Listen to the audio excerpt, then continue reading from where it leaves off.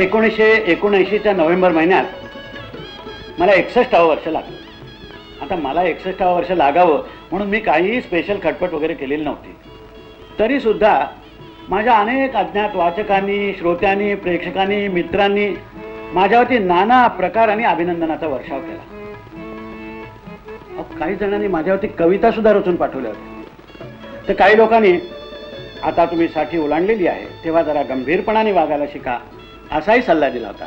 तर काही लोकांनी मला तुम्ही आत्मचरित्र लिहा असं सुचवलं होतं. आत्मचरित्र वगैरे लिहिणं मला काही जमेल असं मला नाही वाटत.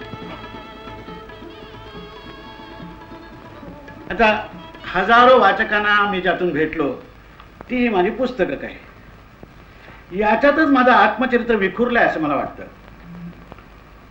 काही स्वतः अनुभवलेलं, काही कल्पनेने अनुभवलेलं, असं सगळं याच्यात आहे. लेखक हा चतुर वाचकापुढे नकळत असा उघडा पडत असतो. निरनिराळ्या वयातलं माझं हे लेखन वाचताना मलाच हसू येतं. निरनिराळ्या वयातले आपले फोटो पाहताना आपल्याला नाही का हसू येत, तसंच आता हेच पाहा ना.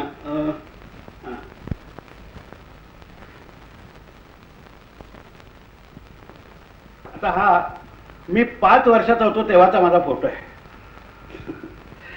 माझ्या शेजारी बसलाय तो माझा धाकटा भाऊ उमाकांत. हा फोटो पाहिल्यावर माझी एक 5 वर्षाची अशी की 5-6 वर्षाची एवढी बालमैत्रीण आधी फटकन हसली आणि मला म्हणाली, भाई काका लहानपणी सुद्धा तुम्ही इतकेच बावळ्यात दिसत होता. इतकेच हं. म्हणजे प्रथम दर्शनी हसू फुटवण्याचा माझा गुण हा अजूनही टिकून राहिलेला दिसतोय. अहो व्यंगचित्रकार तर माझे व्यंगचित्र काढायला अतिशय उत्सुक असतात.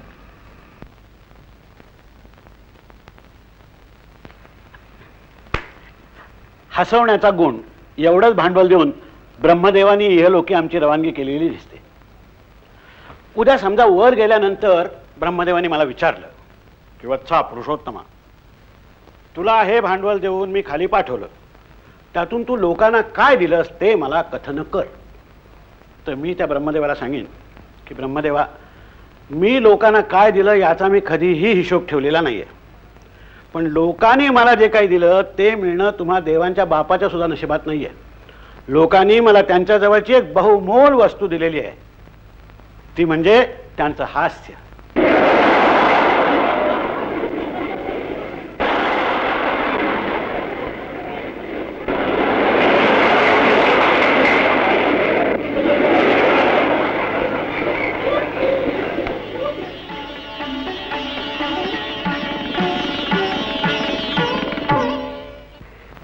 जर समजा उद्या माझे काही पुतळे वगैरे करायचं ठरवलं, देव करो आणि असं न हो, कारण पुतळा हे आपल्या देशामध्ये कावळ्यांचं शौचकूप असतं.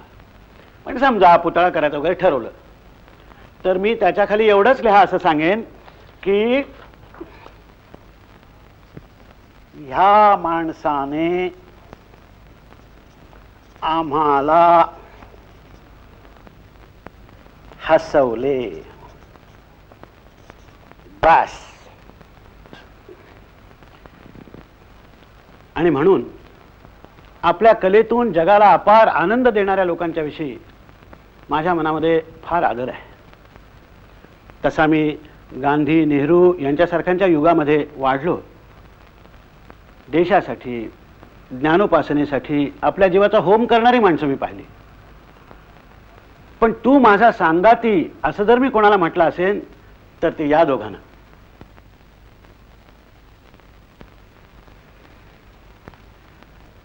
कवी मंगेश पाडगावकरांनी म्हटलंय ना की एक जिप्सी आहे खोल माझ्या मनात दडून, तसंच एक विदूषक, एक गायक आणि एक लेखक हे तिघेही फार लहानपणापासून माझ्या मनात दडून आहेत. त्यातला कोण केव्हा संचार करील माझ्यात हे सांगणं मलाही काही शक्य नाही आहे. आणि आनंदाची गोष्ट अशी की या तिन्ही प्रवृत्तींना वाव मिळावा अशाच घरामध्ये माझा जन्म झाला. 8 नोव्हेंबर 1919, ज्याला न करत्याचा वार म्हणतात अशा एका शनिवारी, आणि ज्याला अधिक महिना किंवा पुरुषोत्तम मास किंवा खरं म्हणजे धोंडा महिना म्हणतात अशा कार्तिक महिन्यामध्ये भर दुपारी 2:30 वाजता मुंबईच्या उकाड्यामध्ये गावदेवीतल्या कृपाळ हेमराज नावाच्या चाळीमध्ये मी एका खोलीत गपचूप या जगात प्रवेश केला. खरंच गुपचूप. हवं तर माझ्या आईला विचारा. म्हणजे इतर 4 पोरांच्या सारखा मी रडलोच नाही. मग सुईणबाईंनी सुई तापून माझ्या कपाळावर इथे डाग दिला, हातावर एक डाग दिला, आणि मग मात्र मी सगळ्या गावदेवीला ऐकू जाईल एवढ्या जोरामध्ये पहिला ट्या फोडला. माझ्यामुळे पहिल्या रडण्यातच हे हसू झालं असं. अजूनही माझ्या कपाळावरती हा डाग आहे इथे. आता तो माझ्या मूळच्या ह्या वर्णामध्ये मिसळून गेल्यामुळे तो पूर्वीसारखा दिसत नाही, पण लहानपणी मी गोरा असताना तो दिसत असे असं आमची आई म्हणते. होता. माझे वडील हे एका कागदाच्या व्यापाऱ्याकडे नोकरीला होते. आपला मुलगा पुढे मागे साहित्य निर्मितीच्या नावाखाली कागदाची अनेक रिम वाया घालवणार आहे हे त्यांना काय ठाऊक.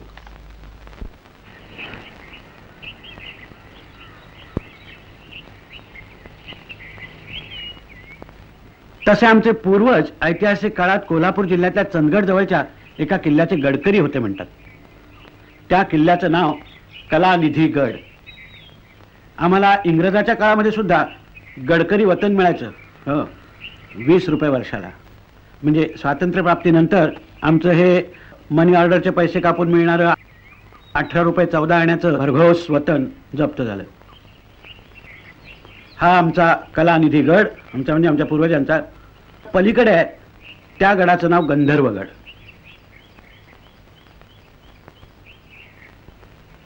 कलानिधी गडाच्या पायथ्याशीच गर्द झाडीत झाकलेलं एक खेड आहे, त्याचं नाव जंगमहट्टी.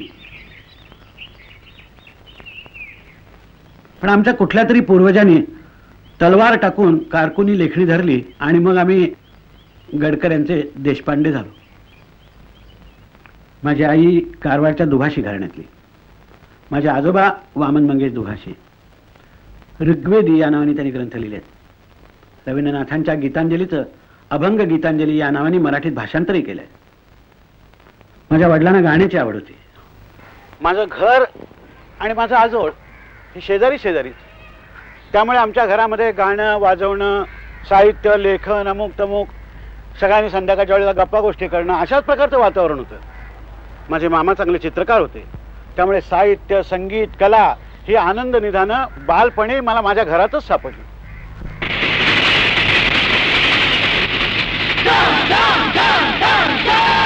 माझ्या लहानपणी मुंबई ही अशी माणसांनी आणि वाहनांनी भरून व्हायला लागलेली नव्हती.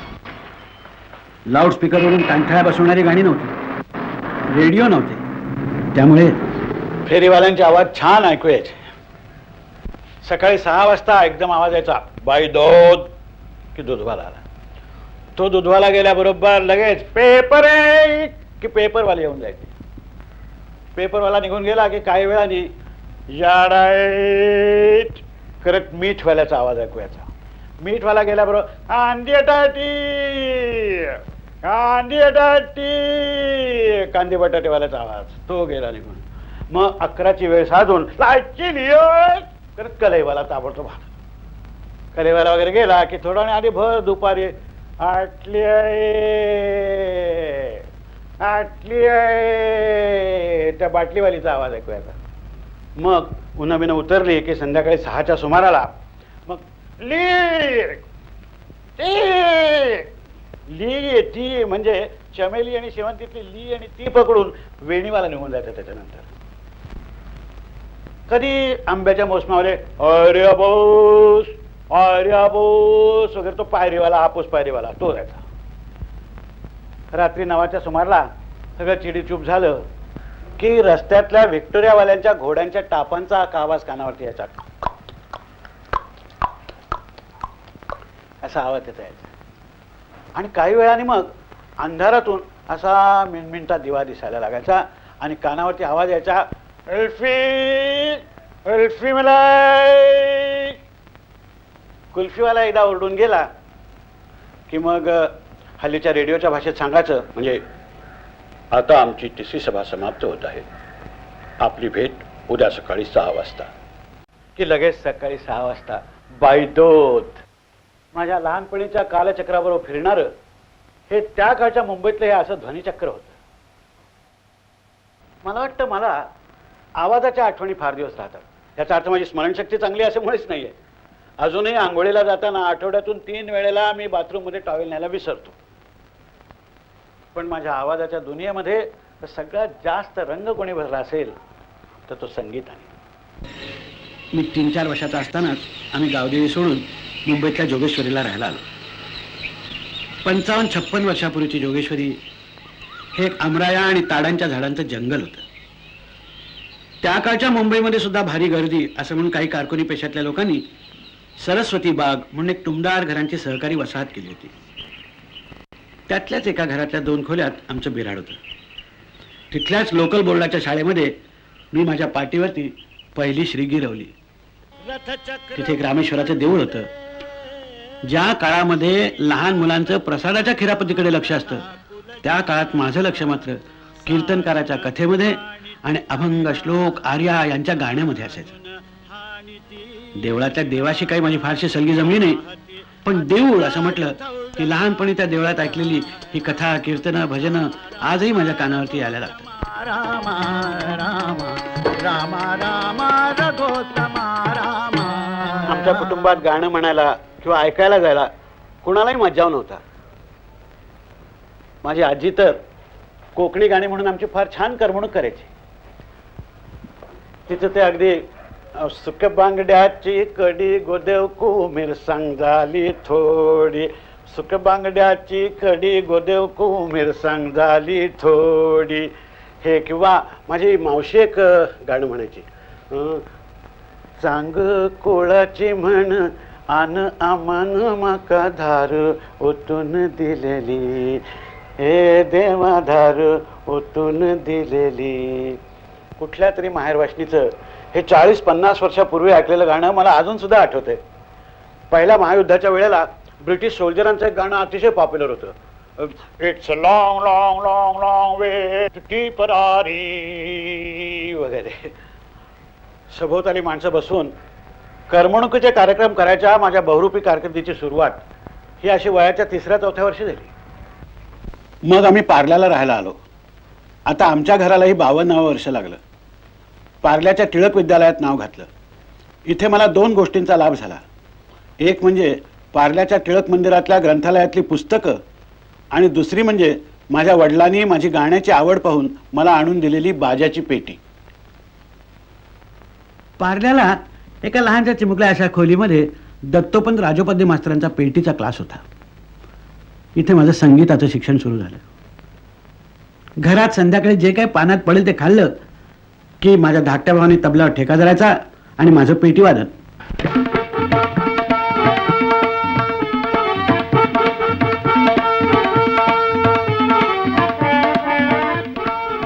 आम्ही दोघे नेहमीचे यशस्वी कलावंत आणि ऐकायला माझे वडील आणि आई हे प्रेमळ होते.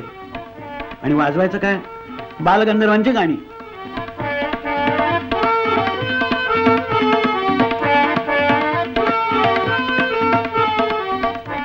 बालगंधर्व हे तर त्या काळातल्या असंख्य लोकांप्रमाणे आमच्याही घरातलं सुरांच्या दुनियेतलं आराध्य दैवत होतं. अहो, वडिलांच्या बरोबर त्यांची नाटकं पाहायला जायचा दिवस म्हणजे दिवाळी दसराच.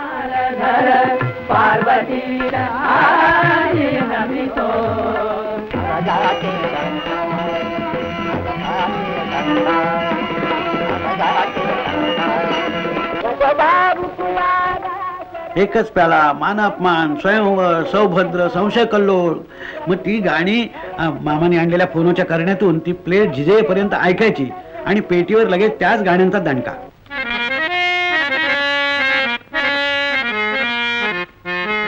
आणि योगायोग असा की आमच्या राजोपाध्ये मास्तरांच्या क्लासच्या गॅदरिंगला बालगंधर्व अध्यक्ष आणि त्यांच्यापुढे माझं पेटी वादन.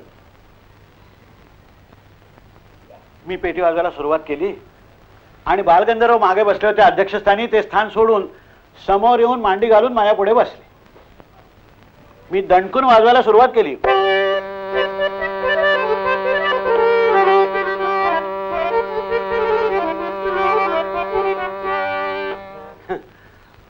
बालगंधर्वांच्या पुढे सत्यवदे वचनाला वाजवायचं म्हणजे शिवाजी महाराजांना भवानी तलवार कशी चालवावी हे दाखवण्यासारखं होतं. पण एवढी अक्कल आम्हाला कुठे होती त्यावेळेला. बालगंधर्वांचं गाणं हा एक शब्दांनी व्यक्त करता येण्यासारखा अनुभव नाहीये. मला पुष्कळ लोक त्या संबंधी विचारतात आणि मी देखील काहीतरी उत्तर देण्याचा प्रयत्न करतो. नारायणरावांचं गाणं दुसऱ्या कोणी म्हटलं ना की काहीतरी त्याच्यातलं ओकं ओकं राहिलं असं आपल्याला वाटतं. म्हणजे बरोबर असतं, हिशोब पाहिला तर बरोबर असतं, चालीचं नोटेशन अगदी बरोबर असतं, परंतु आपण सगळेजण म्हणतो की त्या काळात ऐकलेले लोक सुद्धा, की त्या काळच्या रेकॉर्ड्स आता ऐकणारे लोक सुद्धा, ते नाही बघ काहीतरी कमी आहे. तुम्ही सुद्धा विचार केला तर काय कमी आहे. तर मला असं वाटलं की ती जी एक सुराची क्वालिटी होती की ज्याच्यामध्ये ते बारीक बारीक बारीक असे ते हे निघायचे ते, आणि दुसरं असं की नारायणराव ते सूर लावताना करताना ना असे बारीक बारीक बारीक बारीक त्याला असं काय म्हणायचं, तुमच्या बायकांच्या लुगड्यांना पूर्वी दशा असत बघ, आता दशा लुगड्यांना असायचा हा शब्द हल्लीच्या बायकांना कळणार नाही, हल्ली दशा निराळी सगळी, परंतु ते अशा ज्या दशा असत तशा अशा तर सुरांना अशा बारका बारका बारका दशा असत. तर कुमार गंधर्वांनी एकदा चांगलं सांगितलं होतं की ते म्हणाले की नारायणांच्या सूर आहेत ना त्या हालायला लागले म्हणजे कसे हालायचे, लहान पोरींच्या कानातले डूल हलतात ना तसे हालायचे. इतकं सुंदर असं गाणं. एकच झालं हे सगळं नाटकाच्या कारणाने गायल्यामुळे असं वाटलं की नाटकातलं म्हणून चांगलं, पण ते नाटकातलं म्हणून सुद्धा चांगलं होतं, तेही सांगू द्या. पण त्यांनी काय केलं, संगीतातल्या ज्या जाती होते ना बारक्या बारक्या जागा त्या आकारण नाही केल्या. म्हणजे आपली गायकी दाखवण्यासाठी नारायणराव बालगंधर्व कधी गायले नाही.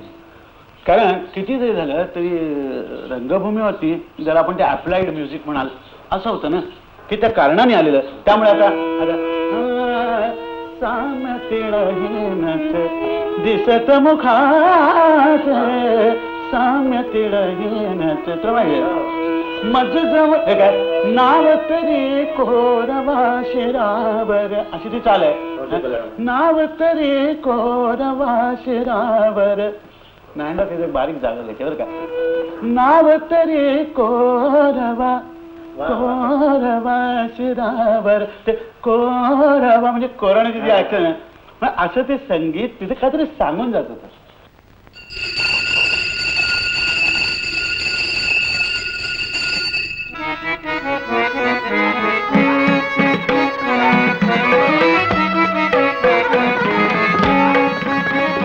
बालगंधर्वांच्या निधनानंतर पुण्याला बालगंधर्व रंगमंदिर उभं करण्यासाठी धडपडणाऱ्या लोकांच्या मध्ये मीही एक होतो.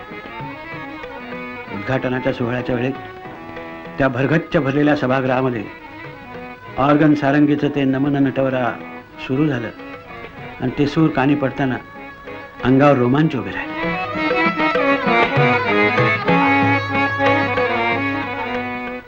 लहानपणी माझी पेटी ऐकताना बालगंधर्वांनी मान डोलावलेली पाहून माझ्या आई वडिलांना धन्यता वाटली तर त्याच्यात काही आश्चर्य नाही, साहजिकच आहे. पण दुसऱ्याच दिवशी फडके मास्तर म्हणून गणिताचे मास्तर असूनही अतिशय प्रेमळ असे एक शिक्षक आम्हाला पार्ले टिळक विद्यालयात होते. त्याने मला भर वर्गात सांगितलं की अरे पुरुषोत्तम, बालगंधर्वाला सुद्धा मान डोलायला लावलीस. आता तू गणिताच्या परीक्षेत सगळी गणितं जरी चुकलास तरी मी तुला पास करीन. असेही शिक्षक मला लाभले होते. नाही तर ती आमची जोगेश्वरीची छडीच्या तालावर चालणारी प्राथमिक शाळा, बापरे तिची आठवण आली तरी अंगावर काटा येतो. 5व्या जॉर्ज बादशाहच्या कडक पाहऱ्याखाली एका तबेलेवाजा जागेत आमची शाळा भरायची. एका वर्गाला 2-2 बाकडी पुरत असत. म्हणजे भिंतीवरच बिगर इयत्ता, पहिली इयत्ता, दुसरी इयत्ता वगैरे असं लिहिलेलं असायचं. फक्त 4थीच्या वर्गाला एक निराळी ओसरी असायची आणि तिथे निराळे मास्तर. 3 वर्ग दामले मास्तर एकटे हाकत असत. या वर्ग मानला तर अगदी 4था एक आणखी. दामले मास्तर म्हणजे आधी चौफेर शिकवायचे बरं का. चौफेर म्हणजे एका तोंडाने दुसरीला हिशेब. हाताने पहिल्या इयत्तेतल्या मुलाच्या विधात्याने केवळ शिक्षाच देण्यासाठी निर्माण केलेल्या भागावरून छड्या उठवण्याचं कार्य चालू. 3ऱ्या इयत्तेला शुद्ध लेखन. तेवढ्यात एखाद्या मुलाने धरलेले अंगठे सोडले की बघताय हा वाशा असा दम त्याला आणि मधूनच तपकीर ओढणं. ह्या सगळ्या क्रिया त्यांच्या जोडी जोडीने चालायच्या. त्यांच्या बोलण्यातला कुठला भाग कुठल्या वर्गासाठी आहे हे आम्हाला शोधून काढायला लागत असे. एका हौदाला हाणम्या सोलून काढेन, 2 तोट्या आहेत त्यातली अरे अरे तुझ्या बापानं दीर्घ काढली होती काय रे तिखटातली ती. अरे तिखट ती रस्व 100 वेळाली तिखट तिखट. एका तोटीतून जाण्या पुढे पुढे करात पुढे. अरे तुम्ही पाट्या पाडा रे. हा गोंद्या कांदर त्याचा असं पाणी सोडले तर 2 तास कावळे परकरत्न काय खातीयस? 35 मिनिटे तो डुक्कर त्या गाढवाशी बोलतोय, बघताय मी, हा बघतोय. हा तर 20 सेकंदात रिकामा होतो. दुसरा नळ सोडला तर रेड्या नाडी काय चोखतायस? हा बाप खायला नाही का घालत तुला? बस गाढव. हा तर 2 तास 45 मिनिटे. अरे अरे अरे अरे अरे हे शुद्ध लेखन काढलायस का हागलायस पाठीवर?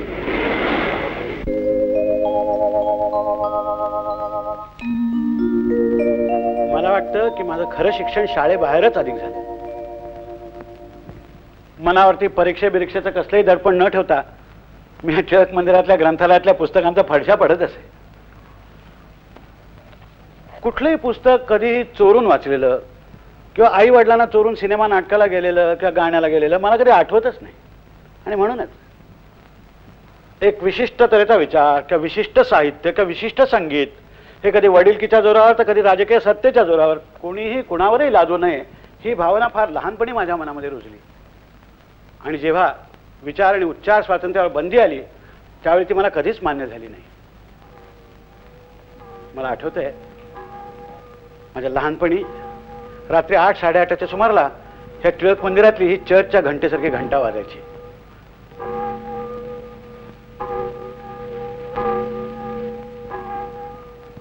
ही अशी घंटा वाजायला लागली की लोकांना कळायचं की आज टिळक मंदिरात काहीतरी भाषण बिषण आहे. 5-700 उमऱ्याचं आमचं गाव. पानात जे काही पडेल ते पोटात ढकलून सगळे लोक टिळक मंदिराच्या दिशेला धावायला लागायचे. त्या टिळक मंदिरामध्ये ब्रिटिशांच्या आमदानीत मी कितीतरी राष्ट्रभक्तांची, समाजसेवकांची, साहित्यिकांची भाषणं ऐकलेली आहेत. आज सुद्धा त्यांचे आवाज माझ्या कानात आहेत. India is not a civilisation one unit. आमचं सिंहासन जाऊन सत्तेचे स्थापन झालं. त्याच्यावर सुलतान बसले, बादशाह बसले. Whether we individually live to see India free or not, we are confident that India shall be free. आणि अशीच एके दिवशी घंटा वाजली. तसाच तडक धावत गेलो आणि एक निराळच व्याख्यान ऐकायला मिळालं. विषय होता आजचे शिक्षण आणि वक्ते होते प्रिन्सिपल प्र के Atre, BA BT TD London. पुण्यातल्या शाळेतल्या एका शाळेचा हेडमास्तर असलेला माणूस अशा डबल ब्रेसचा कोट बीट घालून अप टू डेट पोशाखात येतो आणि शिक्षण पद्धतीसारख्या गंभीर विषयावर बोलताना समोरच्या श्रोत्यांची तासभर हसून हसून मुरकुंडी वळवतो. हा अनुभव नवा होता. स्टेशन हा शब्द चालेल, पण स्टेशन ऐवजी अग्निरथ विश्रामधाम स्थान हा गाडी इतका लांबच्या लांब शब्द चालणार नाही. भाषण ऐकताना प्रत्येक श्रोत्याला हा वक्ता माझ्याशी बोलतोय असं वाटलं पाहिजे. हा गुरुमंत्र मला त्या दिवशी आचार्य अत्र्यांच्याकडून मिळाला. आजही मी व्याख्यानाला उभा राहतो त्यावेळी लोकांशी सहज संवाद साधत बोललं पाहिजे हा पहिला धडा मला आचार्य अत्र्यांनी दिला होता. हे कधीही मी विसरत नाही.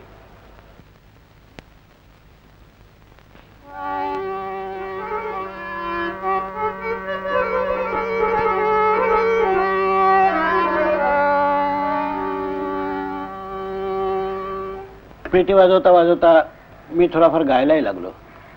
अभिजात संगीताबरोबर कवितांना चाली लावायचा मला छंद लागला. आणि मग कवी अनिल, नाग देशपांडे, कुसुमाग्रज, बोरकर, राजा बढे यांच्या कवितांना मी चाली लावायला सुरुवात केली. मी गातही असे त्यावेळेला. आणि ह्याच माझ्या चाली पुढे मग मी ज्योत्स्नाबाई भोळे, माणिक वर्मा वगैरे यांना शिकवले.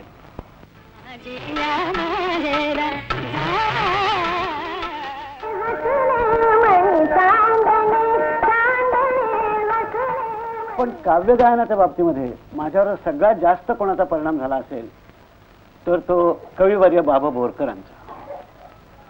अजूनही मला ते भेटले तर मी त्यांना कविता गायला लावल्यापासून कधी सोडत नाही.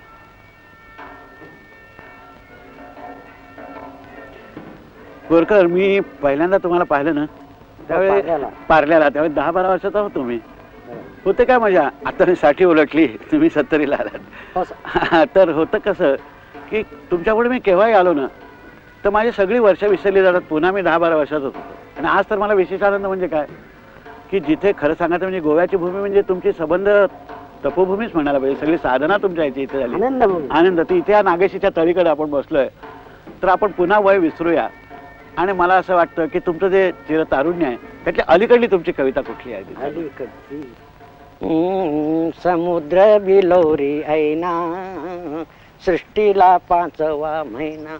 पुन्हा पुन्हा. समुद्र बिलोरी ऐना सृष्टीला 5वा महिना.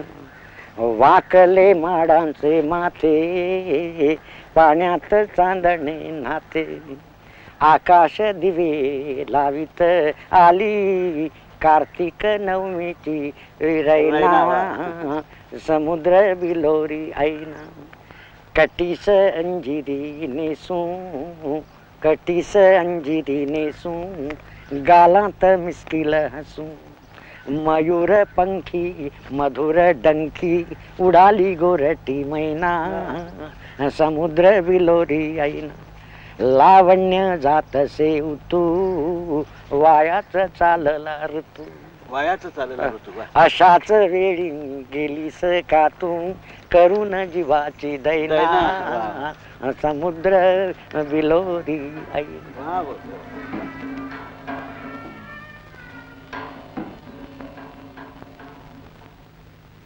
एक मात्र सांगतो की मी साहित्य, संगीत, नाट्य वगैरे कला या माझ्या आनंदासाठी जोपासल्या. त्याची कठोर साधना बिधना काही केली नाही. आता त्यामुळे एक ना धड भाराभार चिंध्या असं झालेलं आहे. आता लोक केवळ शिष्टाचार म्हणून त्याला अष्टपैलू वगैरे म्हणत असावेत. माझ्या एका वाचकाने मला पत्र पाठवून विचारलं होतं की तुमची साहित्य साधनेची वेळ कुठली. आता माझं साहित्य वाचल्यानंतर मी साधना विधना आणि ज्ञानोपासना वगैरे करत असेन अशी त्या वाचकाला कशी काय शंका आली देव जाणे. पण त्यातूनच माझ्या सखाराम गटणे या व्यक्तिचित्राचा त्या भयंकर साहित्यिक भाषेमुळे जन्म झाला.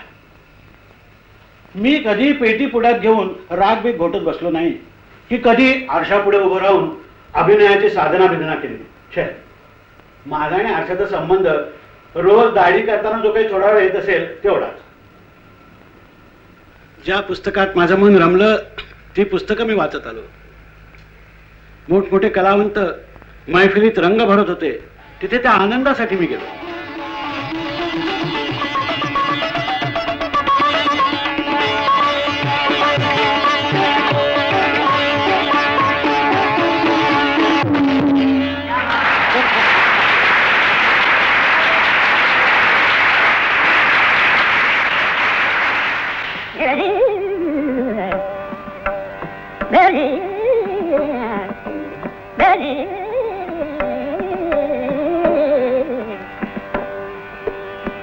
किती थोर कलावंतांनी आपल्या गाण्या वाजवण्याने माझं आयुष्य श्रीमंत केलंय म्हणून सांगतो.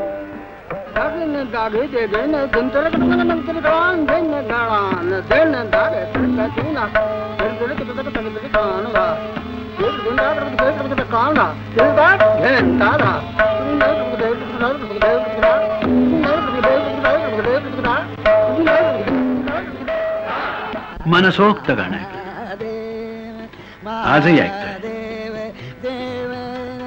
मल्लिकार्जुन मनसुरांचं गाणं तर मी वयाच्या 12व्या वर्षी प्रथम ऐकलं आणि आज मी त्यांच्या 70व्या आणि माझ्या 61व्या वर्षी ऐकतो.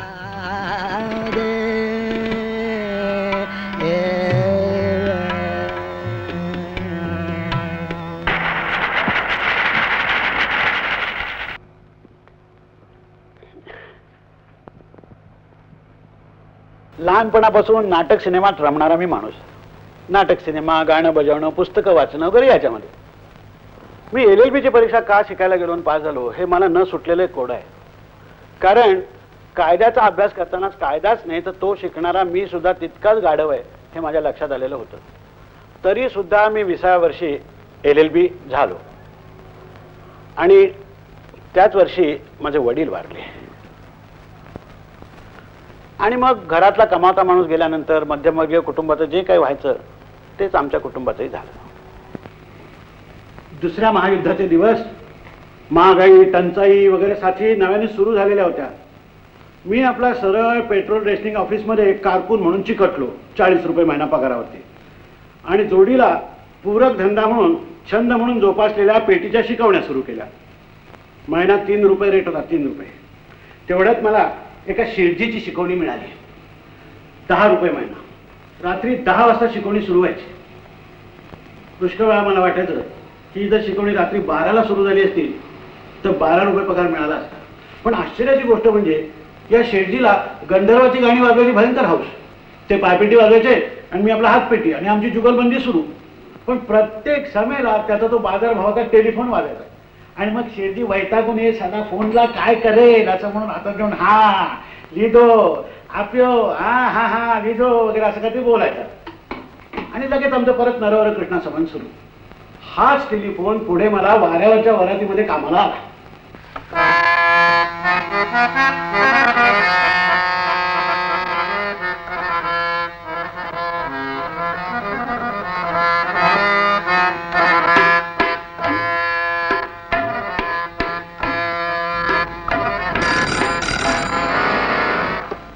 जरा जमू देऊ नकोस हा, जरा जमू देऊ नकोस.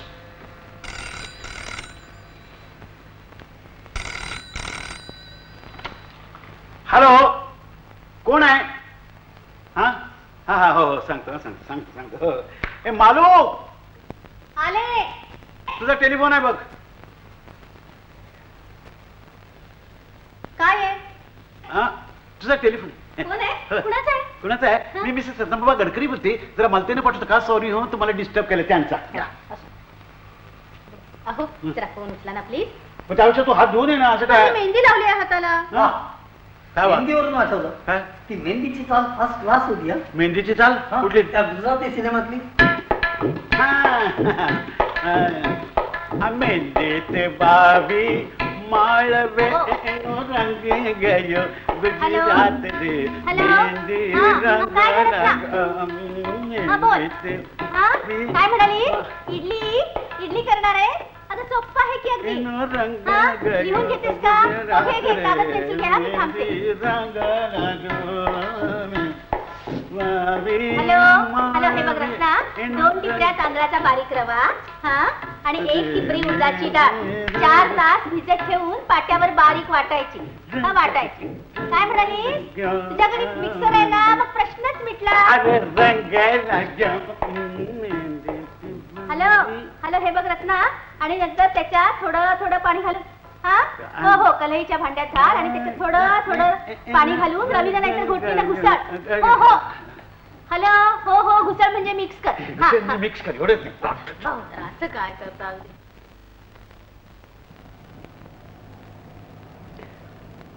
पेट्रोल रेस्टिंग मध्ये नोकरी करताना खबर मिळाली की इन्कम टॅक्स ऑफिस मध्ये कारकून चिकटवत आहेत आणि पगार चांगला 50 रुपये. आता मला इन्कम टॅक्सचं काम जमेल असं त्यावेळच्या त्या इंग्रज सरकारच्या अधिकाऱ्यांना कसं काय वाटलं ते एक तो पंचमजाज बादशाहच जाणी. मी चिकटलो. आता वास्तविक माझा आणि गणिताचा म्हणजे 36चा आकडा. पण त्या कचेरीच्या वरच्या मजल्यावरती मात्र माझा स्वर्ग होता. तिथे बालगंधर्व, सवाई गंधर्व, वजेबुवा, सुंदराबाई यांच्यासारखे गायक गायिका येत असत. माझा मुक्काम आपला दिवसभर तिकडेच असायचा. वरती ऑल इंडिया रेडिओचं स्टेशन होतं. आमचे हेड क्लार्क अतिशय खाष्ट होते. पण का कोण जाणे माझ्यावर त्यांचं प्रेमही होतं. तसे अधूनमधून मला दमबीम द्यायचे. पण मला नेहमी म्हणायचे मिस्टर LLB. मला नेहमी LLB अशीच हाक मारायचे. मिस्टर LLB, अहो कुठेतरी नाटकात जा, कारकुनी कसली करता, कॉमिक कामं करा, गवई व्हा, you will make a Fortune. त्यांचं ते फॉर्च्यून अजून सुद्धा माझ्या कानामध्ये इतकी 40 वर्ष झाली तरी. म्हाताऱ्याची 32शी अगदीच काही खोटी नाही ठरली. आणि योगायोगाने पुण्याला आलो. पुण्याचा हवेचाच गुण की काय कोण जाणे, प्रोफेसर व्हायचं असं ठरवलं आणि पुण्याच्या फर्ग्युसन कॉलेजात BAच्या वर्गात नाव घातलं.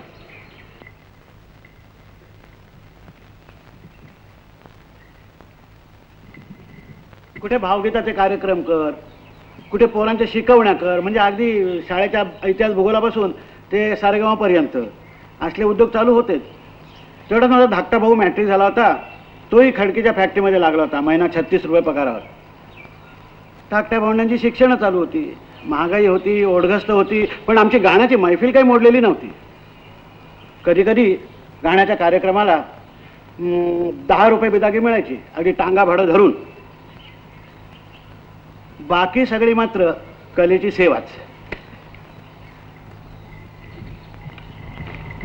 या फर्ग्युसन कॉलेजमध्ये शिकत असतानाच मी एकदा पुण्याहून आगगाडीने मुंबईला निघालो. हा प्रवास माझ्या आयुष्यामध्ये एक निराळच वळण घ्यायला लावेल याची काही मला कल्पना नव्हती. गाडी कर्जतला थांबली आणि डब्यामध्ये नटवर्य चिंतामणराव कोल्हटकर चढले. राम गणेश गडकर यांचा सहवास ज्यांना लाभला ते चिंतामणराव कोल्हटकर. रंगभूमीवरच्या आणि चित्रपटातल्या ज्यांच्या भूमिका पाहून छाती दडपायची ते चिंतामणराव समोर बसले होते आणि माझ्याशी गप्पा गोष्टी करत होते. चिंतामणरावांना माझ्यात अभिनयाचा असा कुठला गुण दिसला देव जाणे. त्यांनी त्याच वेळेला एक ललित कला कुंज नावाची नवीन नाटक कंपनी स्थापन केली होती. त्यात मला येतोस का विचारलं आणि माझा व्यावसायिक रंगभूमीवरती प्रवेश झाला. इथे फर्ग्युसन कॉलेजमध्ये शिक्षण चालू आणि तिथे भावबंधन, राजसन्यास, पुण्यप्रभाव अशा नाटकांच्या तालमी आणि प्रयोग. त्यातच आता लेखनाची भर पडली. त्याच काळी बडोद्याला अभिरुची नावाचं एक आकाराने लहान पण गुणांनी मोठं असं मासिक सुरू झालं. त्यात पार्ल्यातले माझे शेजारी आणि इस्माईल कॉलेजमधले माझे इंग्रजीचे प्राध्यापक मंगेश विठ्ठल राजाध्यक्ष यांच्या प्रोत्साहनाने मी विनोदी लेखन सुरू केलं. BA पास झालो आणि ती नाटक कंपनी चालेनाशी झाली. आता हॅमलेट सारखा एकच प्रश्न की शिक्षकी की कारकुनी. आणि योगायोगाने मला दादरच्या ओरिएंट शाळेमध्ये शिक्षकाची नोकरी मिळाली. पगार ₹55. हेडमास्टरांनी माझ्या हातात एक इंग्लिश टेक्स्टबुक दिलं आणि वरच्या वर्गात जाऊन धडा घ्यायला सांगितलं. मी निघणार इतक्यात एक संस्कृतचे मास्टर बसले होते. ते मला म्हणाले, young man, that is a very dangerous class, dangerous. अगदी अनुष्टुबाच्या चालीत मी निघालो.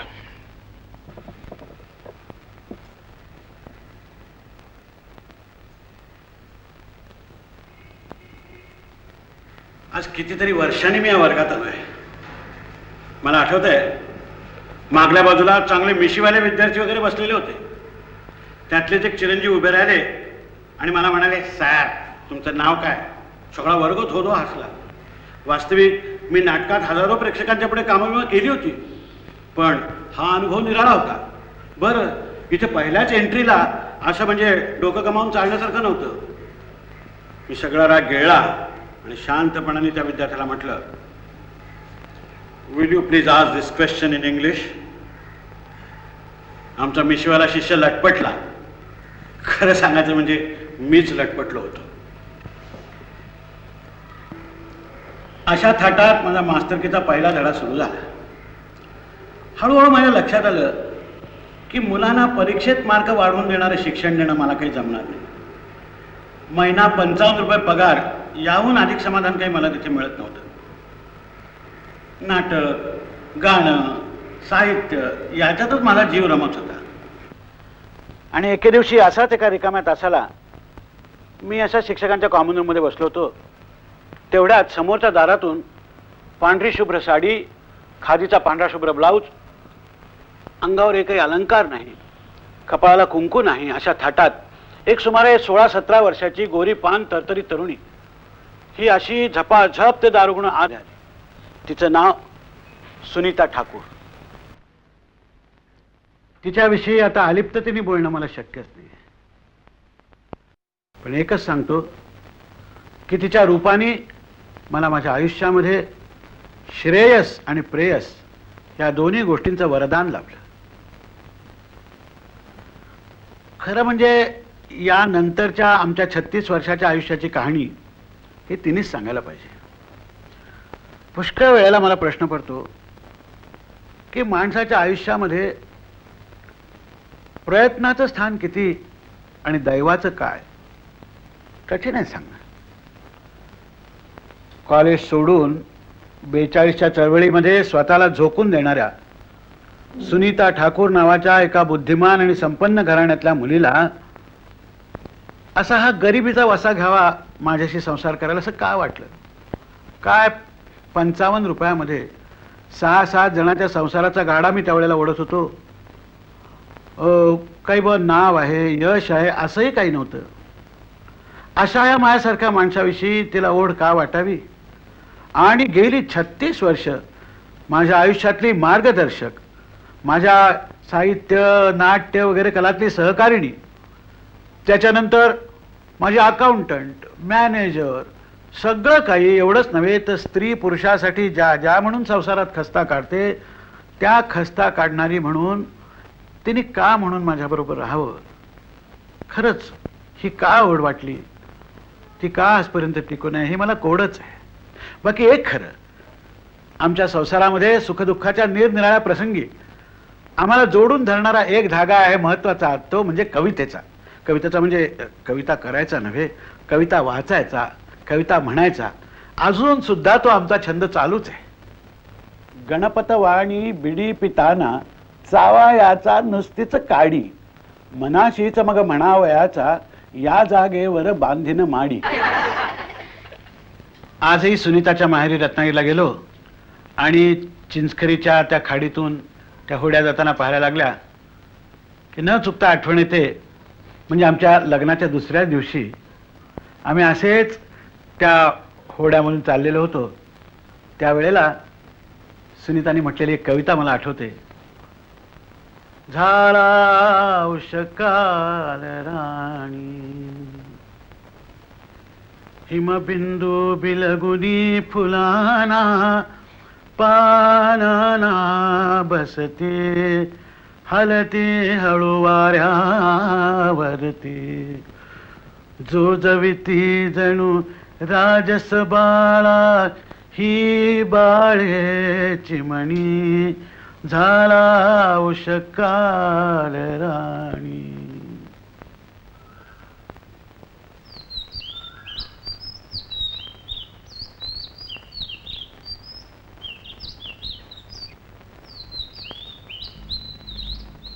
एकोणीसशे 46 साली रत्नागिरीला याच घरातल्या एका खोलीमध्ये आमचं लग्न झालं. म्हणजे एका रजिस्ट्रार पुढे आम्ही सह्या केल्या. त्यानंतरचा आमचा सगळा प्रवास हा आम्हा दोघांचा आहे. मला एकट्याला त्यातून निराळं काढताच येत नाही. शाळेत शिकवत असतानाच रांगणेकरांच्या वहिनी नाटकामध्ये मला काम मिळालं, वल्लभाचं. त्यात मला गाणी होती. ऐकायचं का? थांबा.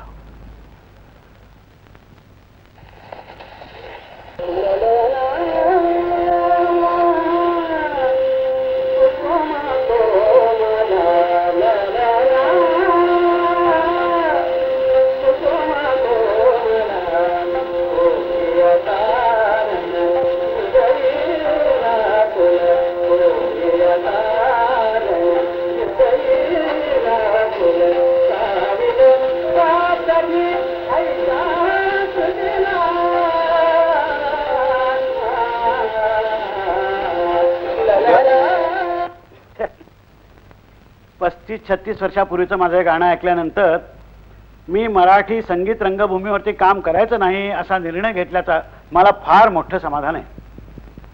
त्याच वेळेला रांगणेकरांनी कुबेर नावाचा एक बोलपट काढला. त्यातही मला काम मिळालं. त्यातही मला गाणं होतं.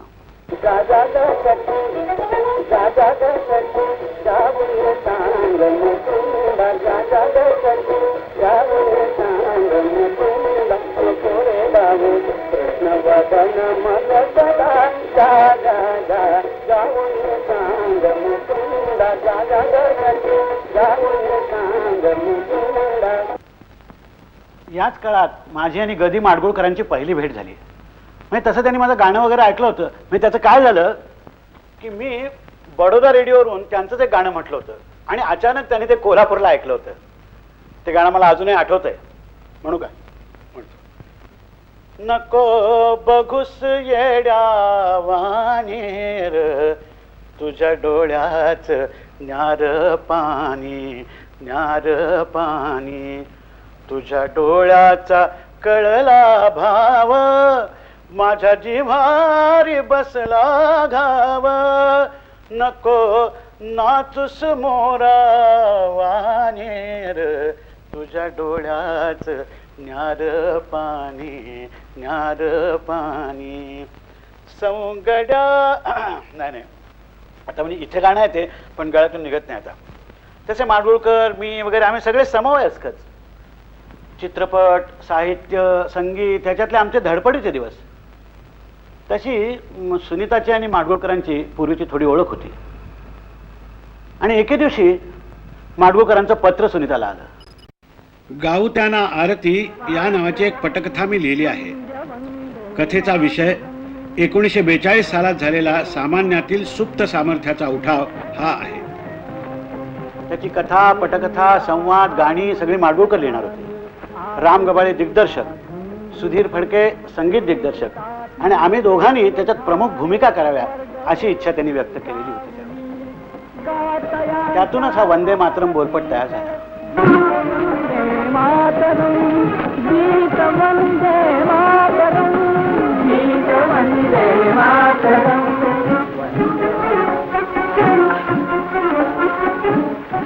जेवण तोंडी लावणं सुद्धा उरलं नाही.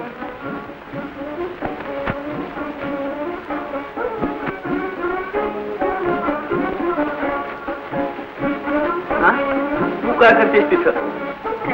मेटकूट आहे का? काही नको, तू आपली बैस तिथं. तू समोर असलीच म्हणजे जाते मला भाकरी.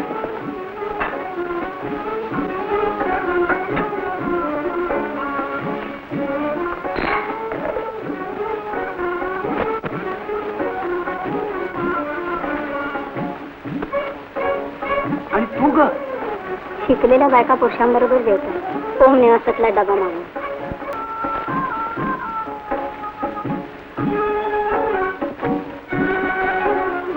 केव्हा संपणार आहे तुमची चळवळ? एक पाय तुमच्या गावात दुसरा करून जा. एक पाय तुमच्या गावात विडा उचलला पैजाचा विडा लढू हा लढा सरळ वाकडा उलटुली राज्य इंग्रजात जुलमात घोर अन्यायात निशाण लावून वासनात. 1948 साली तुका म्हणे आता हे माझं पहिलं नाटक रंगभूमीवर आलं. मराठी संत कवींच्या मध्ये तुकारामावरती माझं फार प्रेम आहे. भले त्याचे देऊ कासेची लंगोटी नाठाळाचे काठी हाणू माथा म्हणणारा तुकाराम मला फार आवडतो. त्या काळातल्या त्या सेन्सॉर बोर्डनी तुकारामाचे अभंग हे नदीत बुडवण्याचा हुकूम दिला होता आणि ते अभंग मग नदीतून वर आले अशा प्रकारची एक दंतकथा आहे. मला ते काही पटायचे नाही. तुकारामाचे अभंग हे लोकांच्या तोंडी होते तेव्हा ते अभंग हे गंगेतून वर न येता लोकगंगेतून वर आले असा विचार मी त्या नाटकामध्ये मांडला होता. त्या नाटकातला रामेश्वर शास्त्री म्हणतो, महाराज, जनता जनार्दनाच्या प्रत्यक्ष दर्शनानंही हेच पटवून दिलं की मूढभर सत्ताधाऱ्यांना अधिकाराच्या बळावर जनतेला पटलेलं तत्वज्ञान दडपून टाकता येणार. आपली अभंगवाणी अवघ्या महाराष्ट्रानं आपलीशी केली म्हणून केवळ मत्सरानं आम्ही सत्ताधारी ब्राह्मण ती मंबाजीप्रमाणे कधी आपल्या जीवाला अपाय करू तर कधी आपले ग्रंथ बुडवून नाहीशी करण्याचा विचार करू लागलो. परंतु लोक सामर्थ्यापुढे नवे तेजस्वी विचार आम्ही कसे दडपू शकणार? स्वतःची सत्ता टिकवण्यासाठी कलेच्या आविष्काराचं स्वातंत्र्य, विचार स्वातंत्र्य हे दडपून टाकण्याच्या प्रवृत्ती विरुद्धचा विचार मी या माझ्या पहिल्या नाटकामध्ये मांडला. त्यानंतर तुझ्या तुझपाशीमध्ये सुद्धा काकाजीच्या तोंडून हाच विचार आलेला आहे. बेशक बेशक मन जिंकायला जा. अरे पण तुझं ते मन आधी कुठे बसलंय त्याचा तर विचार कर. मन जिंकणार तुझ्या संत महंतांच्या गोष्टी राहू दे. या इथं मैफिल जमली होती. आगरवाले रौशन आली होती गायला. जवान होतो आम्ही त्यावेळी. तुझ्या आजोबांचा गाण्या नाचण्याचा शौक म्हणजे खुला बिलकुल. बाई असो बोवा असो नाच गाणं इथं चोराचोरीचा मामला नाही. अरे तुझ्या आजोबांची गोष्ट सोड. तुझ्या आजीनं इथे आत बसल्या बसल्या एवढं गाणं ऐकलं होतं की मलकाजान एक अंतरा विसरली ठुमरीचा तर आतून आजीनं चरण पुरा केला. गाणं ऐकणं, सौंदर्याचा स्वाद घेणं यात पाप मानायचं काय कारण आहे? पाप बळजबरीत आहे, सक्तीत आहे. परिणामाची जिम्मेदारी टाळण्यात पाप आहे, खुशीत पाप नाहीये. या इथे अशी मैफिल जमली होती. रोशन गात होती पोऱ्या. तुझे आजोबा बसले होते पखवाजावर. नाना पानशाचे शागीर. क्या बात है. पुरियाचा धमाराईन रंगात आला होता. ऐकायला इने गिने 5-10 लोक बेहोश झाला होता सगळा मामला. इतक्यात पॅलेसवरनं महाराज सरकारांचा हुकूम आला. महाराजांनी ताबडतोब बोलावलाय म्हणून. अरे यार, बाई घुसली होती पुरियाच्या घनदाट जंगलात. थुंद थुंद झाली होती सुरांच्या मस्तीनं. हुकूम ऐकताच ताडकन उतरली वाड्यावरच्या अफसरला. जा, महाराजांना म्हणावं, गाणं ऐकायचं असेल तर इथे बापू भैया देवासकरांच्या कोठीवर या. इथे उभा केलाय मी पुरिया. ताजमहल बघायला आपल्याला आग्र्यापर्यंत जावं लागतं. तुमच्या दरवाजाशी नाचत येतात ते म्हणावं मोहर्रमचे कागदी डोले. श्याम भैया, तुम्हाला कल्पना नाही, त्या काळात संस्थानिकांना उलट उत्तर देणं म्हणजे क्या बात थी. अरे गर्दन मारली गेली असते ना, पण परवा नाही. सुरांची मस्ती तिला अधिक प्यार होती. मग सांग आता, राष्ट्रासाठी मरणाकडे पाहून बेफिकीर हसणारा क्रांतिकारक आणि सुरांच्या मस्तीत राजाची इतराजी स्वीकारणारी गाणारीन, लहान मोठं कसं ठरवायचं?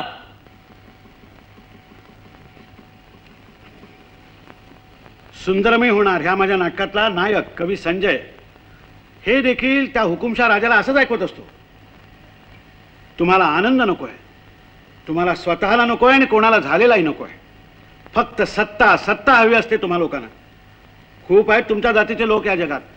कुणी आनंदाने नाचत गात असलं, खात पित असलं, आनंदाने बेहोश झालेलं असलं की त्यांना कधी एकदा बंदुकीच्या गोळ्यांनी ठार मारून टाकू असं होऊन जातं तुम्हाला.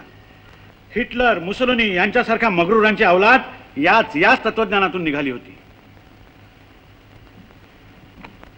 माझं पहिलं तुका म्हणे आता हे नाटक, त्याच्या प्रयोगाच्या वेळेला, पहिल्याच प्रयोगाच्या वेळेला अगदी पुण्यात इतका बेदम पाऊस पडला की त्यात आमचं नाटक पार धुवून गेलं. म्हणून मग मी खोगीर भरती म्हणून माझा एक विनोदी लेखसंग्रह नंतर प्रसिद्ध झाला, त्याच्या प्रस्तावनेत म्हटलं होतं की माझं पहिलं नाटक तुका म्हणे आता हे लोकांनी विनोदी म्हणून पाहिलं त्यामुळे पडलं. हा विनोदी लेखसंग्रह कृपा करून गंभीर आहे असं समजून कोणी वाचू नये.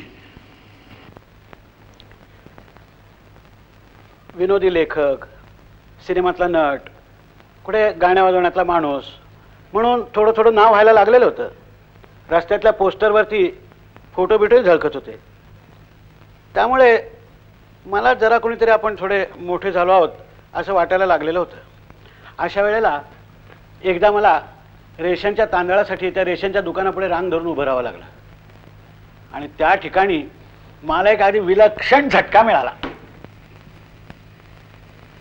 मी आपल्या एका हातात ते रेशनचं कार्ड आणि एका हातात पिशवी घट्ट धरून त्या रेशनच्या दुकानापुढल्या रांगेत उभा राहिलो. काही वेळाने समोरून आवाज आला, हा चष्मेवाले, तुम्हाला काय पाहिजे? तांदूळ का राखेल? राखेल राखेल बिकेल नाही, मला तांदूळ पाहिजे. तांदूळ ना, मग ही डबा बाटलीवाली राखेलची लाईन नाही का दिसत तुम्हाला? ती पिशवीवाली लाईन पलीकडे आहे तांदळाची. आहे तिकडे. गेलो आपला तिकडे जाऊन त्या पिशवीवाल्या रांगेत उभा राहिलो. सरकत सरकत सरकत आमचा नंबर लागला. एकदाचा लागला. मी आपलं रेशन कार्ड त्याच्या पुढे गेल्याबरोबर तो माझ्या अंगावरती खेकसला एकदम. पावती कुठे आहे? पावती? कसली पावती? कसली पावती काय? अगोदर तिथे पैसे भरा, पावती घातली आणून द्या. एवढं काय सांगत तुम्हाला? म्हणेपर्यंत मागून एकदम एक आवाज आला, अरे बाबा रडायला काय झालं? मी मागे वळून पाहिलं तर एक आपली मोलमजुरी करणारी फाटक्या कपड्यातली बाई ती एकदम जी पुढे आली आणि त्याला म्हणाली, रडायला काय झालं रे तुला? हा, एवढे कळत नाही का तुला? साहेब अडाणी आहे. हा साहेब, तुम्ही असं करा बरं का, हे पैसे तिकडं ते जो बाबा आहे का त्याला पैसे द्या अगोदर तुमचे. हा, मग तुम्हाला पावती भेटेल. ती पावती ह्या बाबाला द्या म्हणजे मग तुम्हाला तांदूळ भेटतील. हा, साहेब अडाणी आहे असं म्हणणाऱ्या त्या बाईनी केवळ माझ्या लोकप्रियतेच्याच नव्हे तर ज्ञान अज्ञानाच्या कल्पना सुद्धा ढवळून काढल्या. कसल्याही प्रकारची गुरुदक्षिणा न देता मला शिक्षण देणारे गुरु माझ्या आयुष्यात पुष्कळ भेटले.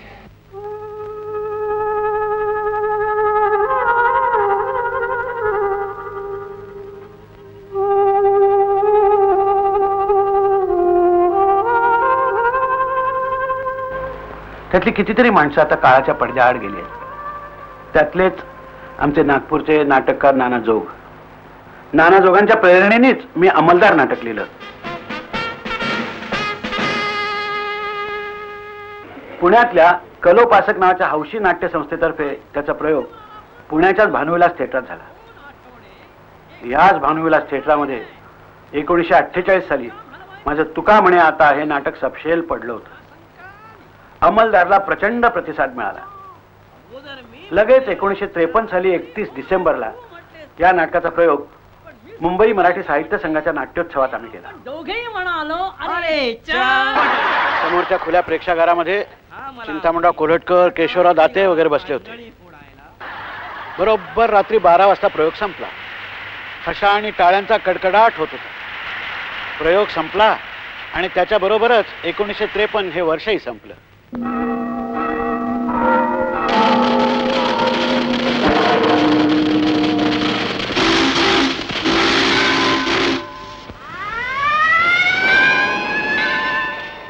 नाटककार, दिग्दर्शक, नट म्हणून यशाची पहिली झुळूक त्या मध्यरात्री माझ्या अंगावरून गेली.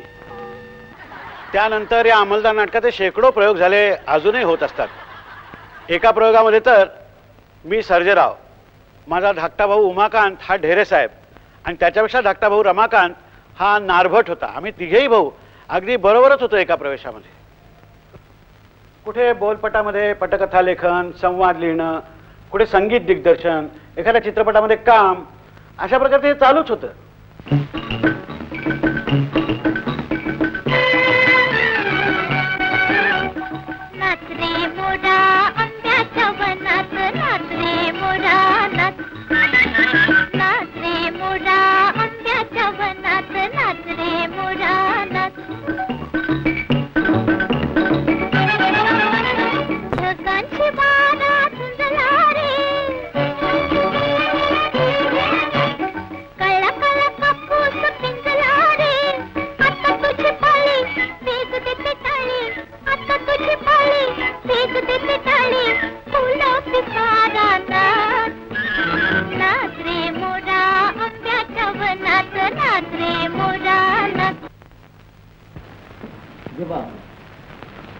बिडी ओढा की हो गावाले पेटली का? मामा 50 कप चहा पाठवा थिएटरात. कोणत्या थिएटरात? सिनेमाच्या की तमाशाच्या? तमाशाच्या. रे सकाराम, एक दूध कमी 50 कप चहा पाठवते तमाशाच्या थिएटरात. तमाशाचं थिएटर? होय. कांच्या अंगाला आलं बरं. ते काय समोरच्या गल्ली? का चहा बांधून नाचणार आहेस काय तू? नाचणार नाही देवा, ते ढोलची वाजवीन की. पोऱ्या त्याला घेऊन जा तुझ्या मालकाकडे. मोठा कसबी आहे हो. अहो ढोलकीवाले, नर्वस होऊ नका, खरं तोडा.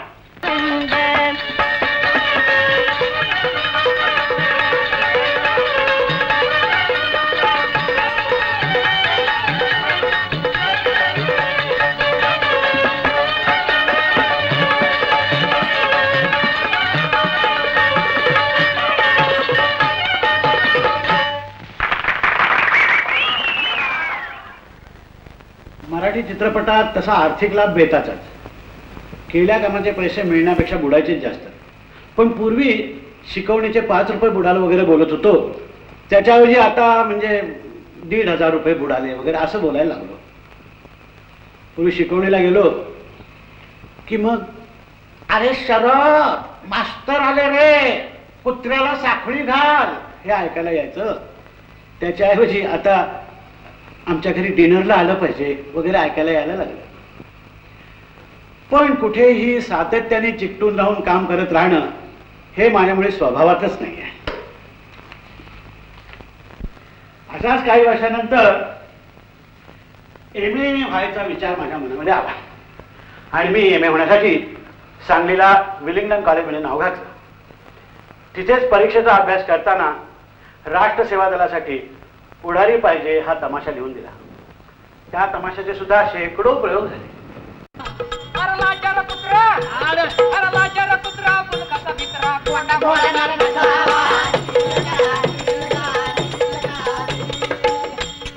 मनात धरणार जनात बोलणार तसंच करणार असा हवा. अरे ओठावर एक न पोटात एक असा दुतोंडी बोलून असा हवा.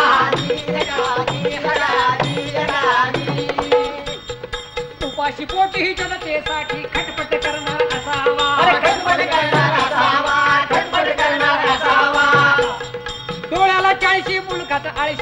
शेवट करणार नसावा.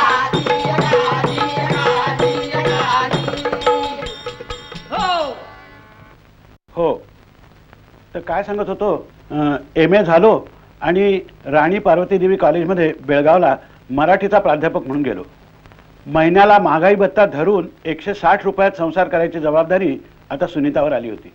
पण वर्षानुवर्षे एके ठिकाणी चिकटून राहणं हे माझ्या बाबतीत नियतीलाच मान्य नसावं. पुन्हा पुण्यात आलो आणि गुळाचा गणपती चित्रपट काढला.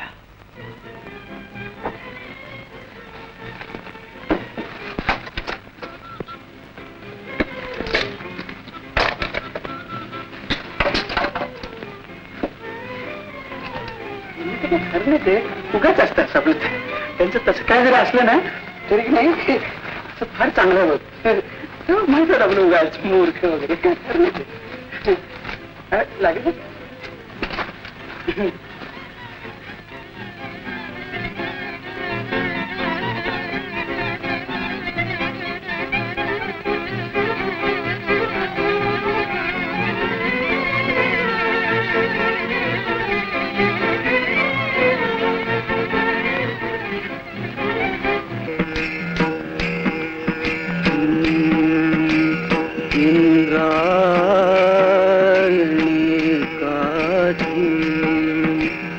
इंद्रायणी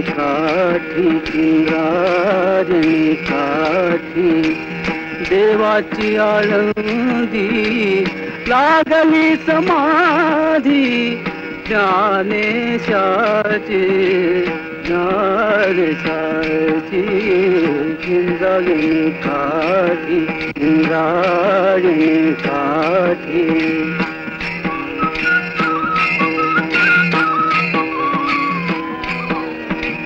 ज्ञानियांचा राजा हो ज्ञानियांचा राजा भोगतो राणीवर नाचती वैष्णव मागे पुढे इंद्रायणी काठी देवाची आळंदी लागली समाधी ज्ञानेशाची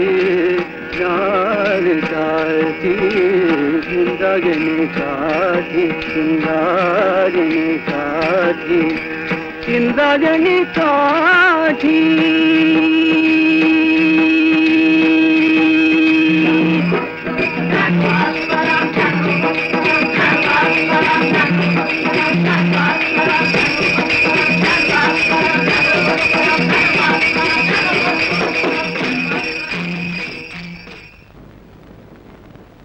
या चित्रपटाचं चांगलं स्वागत झालं.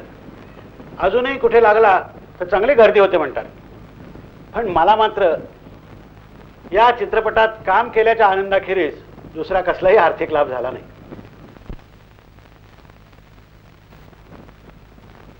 माझं मन चित्रपटसृष्टीत रमेन असं झालं.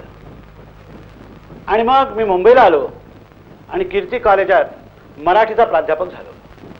याच सुमाराला माझी भारतातले थोर शिक्षणतज्ञ JP नाईक यांच्याशी ओळख झाली. आणि त्यावेळेला भाऊसाहेब हिऱ्यांनी मालेगावला ग्रामीण विभागामध्ये एक शिक्षण संस्था चालवली होती, महात्मा गांधी विद्या मंदिर नावाची. तिथे मी आणि सुनीता आजन्म काम करावं म्हणून गेलो आम्ही.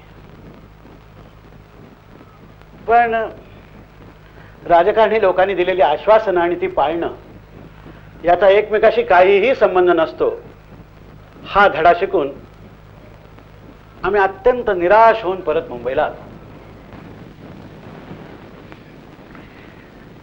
ज्यांनी आम्हाला नोकरी सोडायला लावलं होतं त्यांना मात्र आमचं पुढे काय हा विचार करायची काही आवश्यकता नव्हती. 5-6 महिने बेकारीचा चांगला आनंद विनंद लुटल्यानंतर एके दिवशी काही कल्पना नसताना मला दिल्लीहून आकाशवाणीच्या प्रमुख केंद्राधिकाऱ्याचं पत्र आलं आणि त्याच्यामध्ये त्यांनी तुम्ही आकाशवाणीवरती नाट्य निर्माता म्हणून काम कराल का असं विचारलेलं होतं. 1937 साली म्हणजे सुमारे 40-45 वर्षापूर्वी मुंबईला बॅलेट पिअरवरती आयर्विन हाऊसमध्ये रेडिओ स्टेशन होतं. तिथे एका नाटकात काम करण्यासाठी म्हणून पहिल्यांदा मी गेलो. आणि त्यानंतर आज गेली 40-45 वर्ष मी ह्या मायक्रोफोन पुढे रेडिओच्या नाटकातून कामं केली आहेत, गायलो आहे, भाषणं दिलेली आहेत. म्हणजे मला वाटतं मी फक्त बाजारभाव सांगितले नाहीत आणि बातम्या सांगितल्या नाहीत, बाकी सगळं काही केलेलं आहे याच्यावरती. म्हणजे एकदा एका नाटकाच्याच वेळेला रेडिओवरच्या त्यावेळी तबलीच आला नाही, तांबडा दिवा लागला तरी मी लगेच तबला घेऊन तिथे ठेका सुद्धा धरलेला आहे त्यावेळेला. खरंच सांगतो, थाप नाही. मला वाटतं की सगळ्या ब्रह्मामध्ये माझं नाद ब्रह्मावरती सगळ्यात जास्त प्रेम आहे, म्हणून हे माध्यम मला अतिशय आवडतं. शब्द या गोष्टीला नाटकात मी फार महत्त्व देतो आणि आहेच त्याला महत्त्व. पुस्तकामध्ये काय नुसते लिहिलेले शब्द असतात, त्याच्यात प्राण ओतावा लागतो, तो जिवंत माणसाच्या ध्वनीचा. आता उदाहरणार्थ असं एखादं वाक्य असतं, वाचक वाचून जातो, मग हवालदार म्हणाला तुझं नाव काय. आता त्याच्यातून त्याचं चित्र नाही उभं राहत, पण हे ध्वनीतून आलं. हवालदार म्हणाला अरे तुझं नाव काय, तुझं नाव काय म्हटल्यानंतर एकूण तो हवालदार, रात्री जरा त्याला जास्त झालेली वगैरे, हे सगळं चित्र त्या ध्वनीच्यामुळे डोळ्यापुढे उभं राहतं. साधंच वाक्य असतं की कुठे गेला होतास बाळ, असं त्याला विचार. त्याच्यातून काही ध्वनी होत नाही. बाळ कुठे गेला होतास म्हटल्यावर विचारणारा कोण तो दिसायला लागतो. बाळ कुठे गेला होतास, ह्याच्या मागे माया दिसते. बाळ कुठे गेला होतास, ह्याच्यात संशय येतो. ह्या सगळ्या नुसत्या ध्वनीनी गोष्टी होतात. शब्दाचं सामर्थ्य त्याच्यातून प्रगट होतं. म्हणून केशवसुतांनी म्हटलंय परी एक एक जो शब्द नवा तू शिकसी, शक्ती तयाची उलथिल सर्व जगासी. शब्दाचं फार मोठं महत्व आहे. या रेडिओत असतानाच मी मुंबई मराठी साहित्य संघासाठी तुझे तुझपाशी हे नाटक लिहिलं आणि बसवलं. ह्या नाटकाचा पहिला प्रयोग साहित्य संघाच्या खुल्या नाट्यगृहात झाला. मग अंमलदार, भाग्यवान, तुझे तुझपाशी, सुंदर मी होणार ही नाटकं सगळीकडे व्हायला लागली. सुंदर मी होणारमध्ये दिदी राजे सुनीता होत असे आणि विजया मेथा बेबी राजे व्हायची. नाटकाप्रमाणे मी काही एकांकिका लिहिल्या, लहान मुलांच्यासाठी 2 नाटकंही लिहिली. तेवढ्यात दिल्लीला आकाशवाणीच्या मध्यवर्ती केंद्रात माझी बदली झाली आणि दूरदर्शनचा पहिला निर्माता म्हणून माझी नेमणूक झाली. टीव्हीच्या शिक्षणासाठी लंडनला जायला मला शिष्यवृत्ती मिळाली आणि BBC-मध्ये माझं टीव्हीचं शिक्षण सुरू झालं. हा माझा पहिला परदेश प्रवास. या अनुभवांचं वर्णन करणारी एक लेखमाला मी किर्लोस्कर मासिकातून लिहिली आणि पुढे अपूर्वाई या नावाने ते पुस्तक प्रसिद्ध झालं. दिल्लीला टेलिव्हिजनवरून पहिल्या कार्यक्रमाची निर्मिती करायची संधी मला मिळाली. त्यानंतर नृत्याचे, नाटकाचे, गाण्यांचे आणि मुख्य म्हणजे समाज शिक्षणाचे कितीतरी कार्यक्रम मला करता आले. टेलिव्हिजनवर मी निर्माता होतो आणि निर्मात्याने कॅमेरा पुढे येऊन स्वतः कार्यक्रम करून दाखवू नये हा संकेत मी कटाक्षाने पाळत होतो. पण त्यामुळे मला थोडं गंजून गेल्यासारखं वाटत होतं. म्हणजे मला दूरदर्शन आवडत होतं, पण दिल्लीमध्ये काही माझं मन रमेना. शिवाय सरकारी नोकरी म्हटल्यानंतर काही निर्बंध येणारच, त्यात काही चूक नाहीये. शिवाय रंगभूमीची ओढ होती, म्हणून मग मी दिल्लीचा निरोप घ्यायचं ठरवलं. मी दिल्लीचा निरोप घेतो म्हटल्यानंतर टेलिव्हिजनवरच्या माझ्या एका सहकार्याने मला विचारलं होतं की PL तुम्हाला दिल्लीत सगळ्यात जास्त काय आवडलं.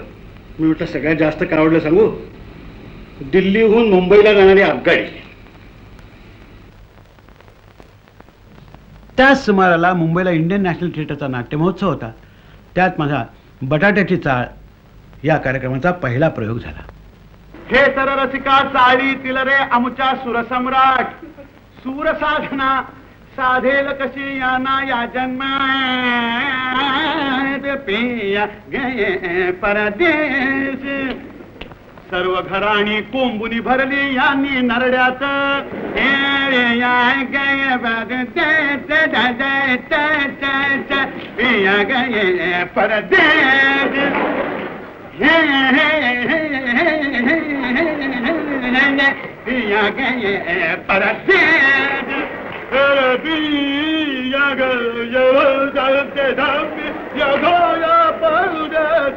पिया गये परदेश. पिया गाय परदेस पिया गाय परदेस पिया गाय परदेस पिया गाय परदेस पिया गाय हा पिया गाय परदेस. सर्व घराणी कोंबुनी भरली याने नरड्यात रे पिया. अरे पिया गाय परदेस पिया गाय परदेस पिया गाय परदेस पिया गाय परदेस पिया गाय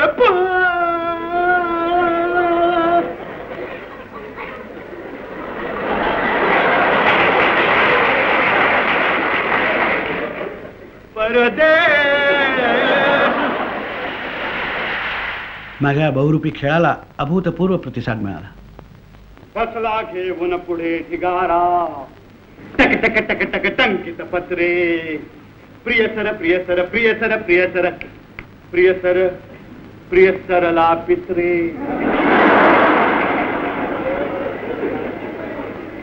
सरला पित्रे ती पलीकडली त्याहुनी शांता गोड गोडली गोड गोडली. शांता शांता इनोसंट मन सरला पित्रे परमनंटपणा. हुडकून काढीन म्हणतो पत्ता हुडकून काढीन म्हणतो पत्ता. पगार अन महागाई भत्ता. छान रेडिओ जमेल जागा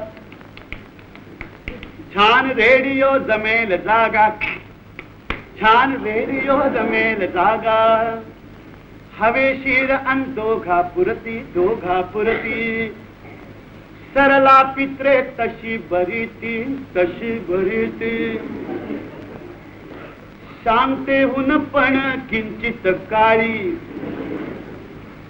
शांतेहून पण किंचित काळी.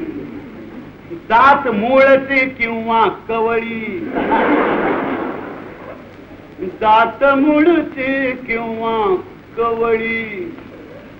करीन खात्री येता जवळी.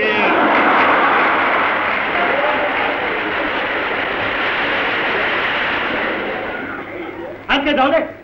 ए बाबू काका चला पुण्यात 2 दिवस करायचं काय सांग. प्रोग्राम का बोला ना. कोचरेकर मास्तरांच्याकडे लिहिलेलं आहे ते मग कोचऱ्या वाच ना सर प्रोग्राम. हो वाचतो. आणि मग डायरी काढून कोचरेकर मास्तरांनी आपला प्रोग्राम वाचायला सुरुवात केली.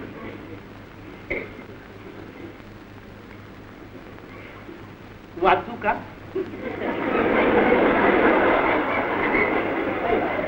तुला परमिशन घ्यायला पाहिजे. वाचू का सर वाच ना.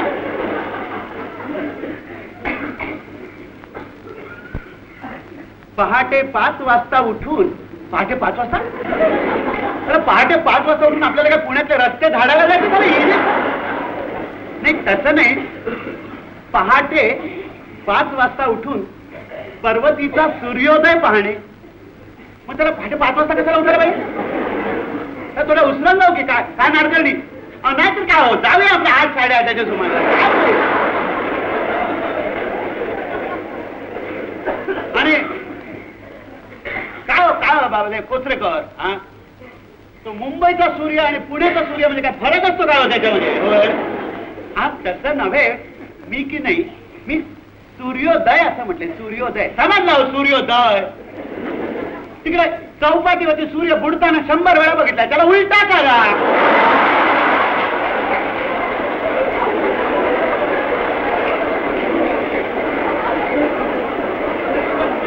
सूर्योदय. बटाट्याच्या चाळीचे प्रयोग अगदी हाऊसफुल चालले होते. याच वेळेला सुनीतांनी एक कडक नियम केला की 50 प्रयोग झाले की नवीन काहीतरी कार्यक्रम तयार केल्याशिवाय पुन्हा हेच कार्यक्रम करत राहायचं नाही. परत हाच बटाट्याची चाळ वगैरे करत राहायचं नाही. त्यामुळे हे प्रयोग अगदी हाऊसफुल होत असताना सुद्धा 50व्या प्रयोगाला आम्ही बटाट्याच्या चाळीचे प्रयोग थांबवले. आणि मग त्याच वेळेला वाऱ्यावरची वरात आली.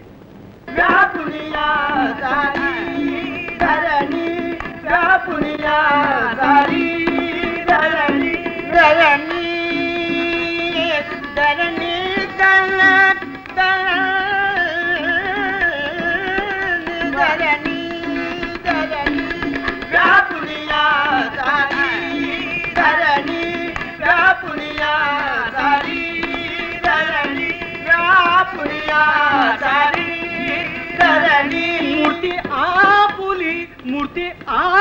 आपुली आपुली. कामत मामा पुढे जायची घाई का? मागे पहा म्हणजे पुढे का गेलो ते कळेल. मूर्ती आपुली आपुली या. मामी मामी या या या या या. हे इकडं भरतं काय तर तुमचं भाजी बाजार. एक नुसतं बघा 2 आण्याचं अळूवाण म्हटलं तर इकडे येऊन बैल ओरडतं वर्णप्त बसलंय बघा. गाणं गाणं गाणं कंठाळ आला की हो अरिष्ट नाही तर मानते. यालाच कर्नाटकी ढंग म्हणतात काय हो कडवेकर? मामी या या या. आता मी पण येऊ म्हटलं काय तर गाणं म्हणायला. आणि ते बायको कुठे गेलं हो ते तुमचं? गरीब बघा ते पाप सारखं काम काम काम करते.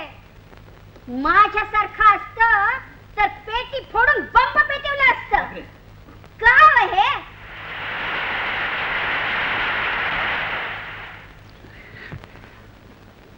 भारत चीन सीमा युद्धाच्या वेळची गोष्ट आहे. मी जवानांच्यासाठी रक्तदान करायला म्हणून रक्तदान पेढी दिलो होतो. आता ती सुईबी घातली होती तेवढ्यात रक्तदान पेढीच्या त्या लीलाबाई मुळगावकर तिथे आल्या आणि आपल्या अत्यंत आर्जवी स्वरामध्ये मला म्हणाले, अहो पीएल हे नुसतं तुम्ही रक्त काय देताय? जवानांना एक ते यंत्र कसं तरी घ्यायचं आहे, त्याच्यासाठी 40,000 रुपयाची गरज आहे रक्त साठवायला त्यांचं. ते 40,000ची मग तुम्ही दिले पाहिजेत. मी माझ्या इथे म्हणजे काही नाही म्हणायची काय सोय आहे? इथे सुई घातली होती ह्याच्यामध्ये हातात. नाही म्हटलं असतं तर ते सगळं रक्त माझं काढून घेतलं असतं एखाद वेळेला. मी लगेच हो म्हणून सांगितलं आणि हसवण्याचा माझा धंदा नावाचा कार्यक्रम तयार करून ठिकठिकाणी त्याचे प्रयोग केले आणि 40च्या 40,000 रुपये रक्तदान पेढीला देऊन टाकले.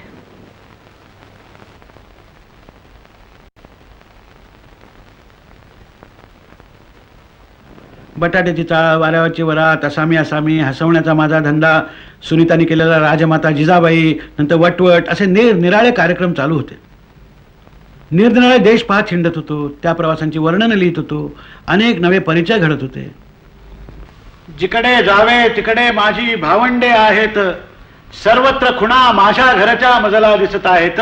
हा अनुभव मला आयुष्यात पुष्कळ वेळेला अगदी अनपेक्षितपणाने आला. तिला काय झालं, 1956 साली मला वाटतं पुण्यामध्ये तमाशा परिषद भरली होती आणि त्या परिषदेचा मी अध्यक्ष होतो. मी अध्यक्ष भाषण वगैरे केलं आणि त्यानंतर तमाशातल्या ते कलावतीबाई आमचे आभार मानायला म्हणून उठल्या. आला मायक्रोफोन पुढे आणि त्यांनी सांगितलं की अध्यक्ष महाराजांनी हे भाषण केले, काय चांगलं झालं काय, पण खरं म्हटलं म्हणजे ते आमच्यातलेच एक तमासगीर आहे. तेव्हा त्यांनी या बोर्डावरती स्वतः गाणं म्हटल्याशिवाय आमच्या जीवाला काही गोड वाटायचं नाही. आली पंचायत झालं. मी लगेच माझे ते अध्यक्षाचे हार बाजूला टाकले, आलो बोर्डावरती उभा राहिलो आणि ढोलचीवाला तुंटुणेवालाने सगळ्यांना बोलवलं आणि जी लावणी सुरू केली, माझ्या संग पंक्तीत बोलू नका म्हटल्या बरोबर मागल्या बाजूने जी शिट्टी आली, त्या शिट्टी बरोबर त्या सगळ्या लोकांनी मला मी त्यांचा आहे, आपला माणूस आहे म्हटलेलं माझ्या बरोबर लक्षात आलं. रेशनमध्ये उभा असताना त्या अडाणीबाईंनी साहेब कसा अडाणी आहे हे सांगितलं होतं. ह्या तमासगीरबाईंनी मी तमासगीर आहे याची मला जाणीव करून दिली. तमासगीर हा शब्द पुष्कळांना खटकतो. इंग्लिशमध्ये परफॉर्मिंग आर्टिस्ट म्हटलं की बरं वाटतं, पण रंगमंचावर उभा राहून जो लोकांच्या पुढे अभिनय करून दाखवतो, नृत्य करून दाखवतो, गायन करून दाखवतो, तो तमासगीर नाही तर काय. मी तरी आयुष्यात दुसरं काय केलेलं आहे.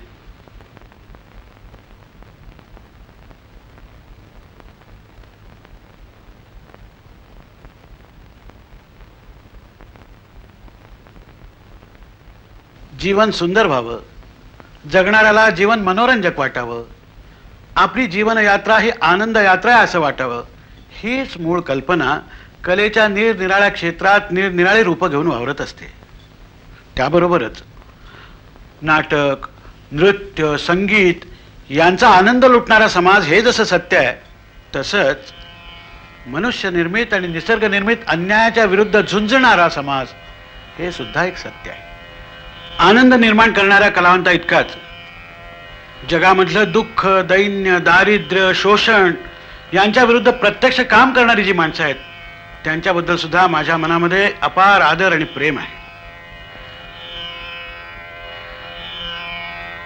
ह्या माणसांचा जेव्हा जेव्हा मला शक्य झालं त्या वेळेला मी माझ्या वाणीनी आणि लेखणीने गौरव केलाय आणि शक्य झालं त्यावेळेला थोडंफार आर्थिक सहकार्य केलेलं आहे. जगामध्ये जगत असताना मला खूप मिळालं याच्या आनंदाबरोबरच ज्यांना ते मिळू शकलं नाही त्यांचा विचार देखील सहसा माझ्या मनातून सुटलेला नाही.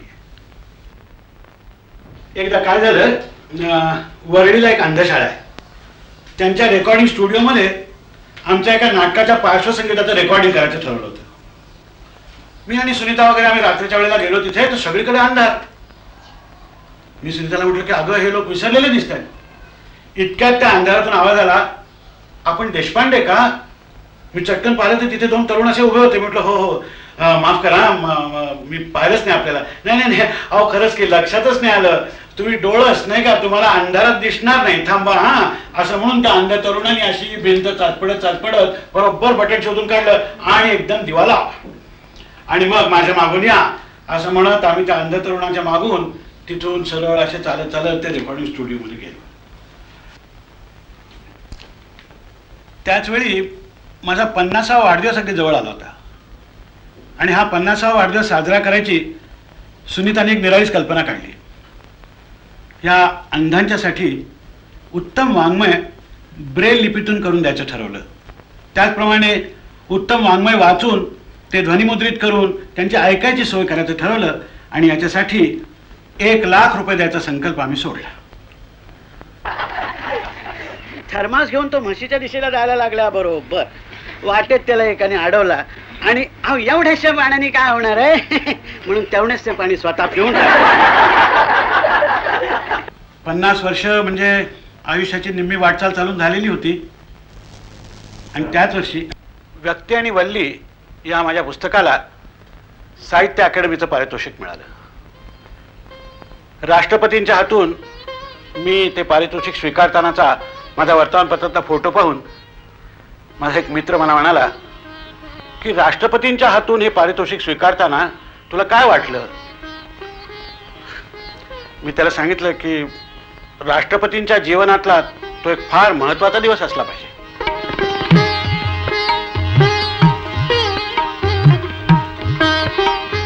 मला साहित्य अकादमीचं पारितोषिक मिळालं. झालंच तर संगीत नाटक अकादमीचं पारितोषिक मला मिळालं. गौरवाचे अनेक प्रसंग आयुष्यात आले. मी नाट्यसंमेलनाचा अध्यक्ष झालो.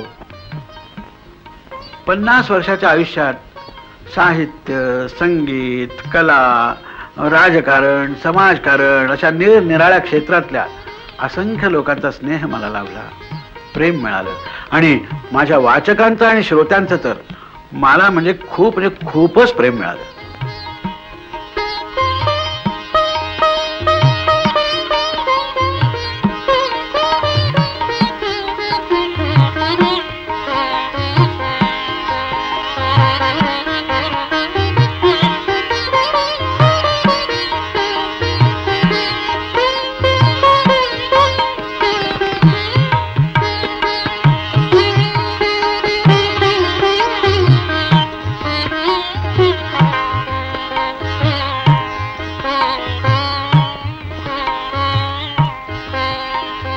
आणि या मैफिलीत आयुष्याची 50 वर्ष उलटून गेली हे ध्यानातच आलं नाही. आणि एकदम मूळ बंगालीतून रवींद्रनाथ टागोर वाचायचा आपला राहून गेला ही रुखरुख मनाला लागली आणि मी आपला सरळ जाऊन शांतिनिकेतनामध्ये तळच ठोकला.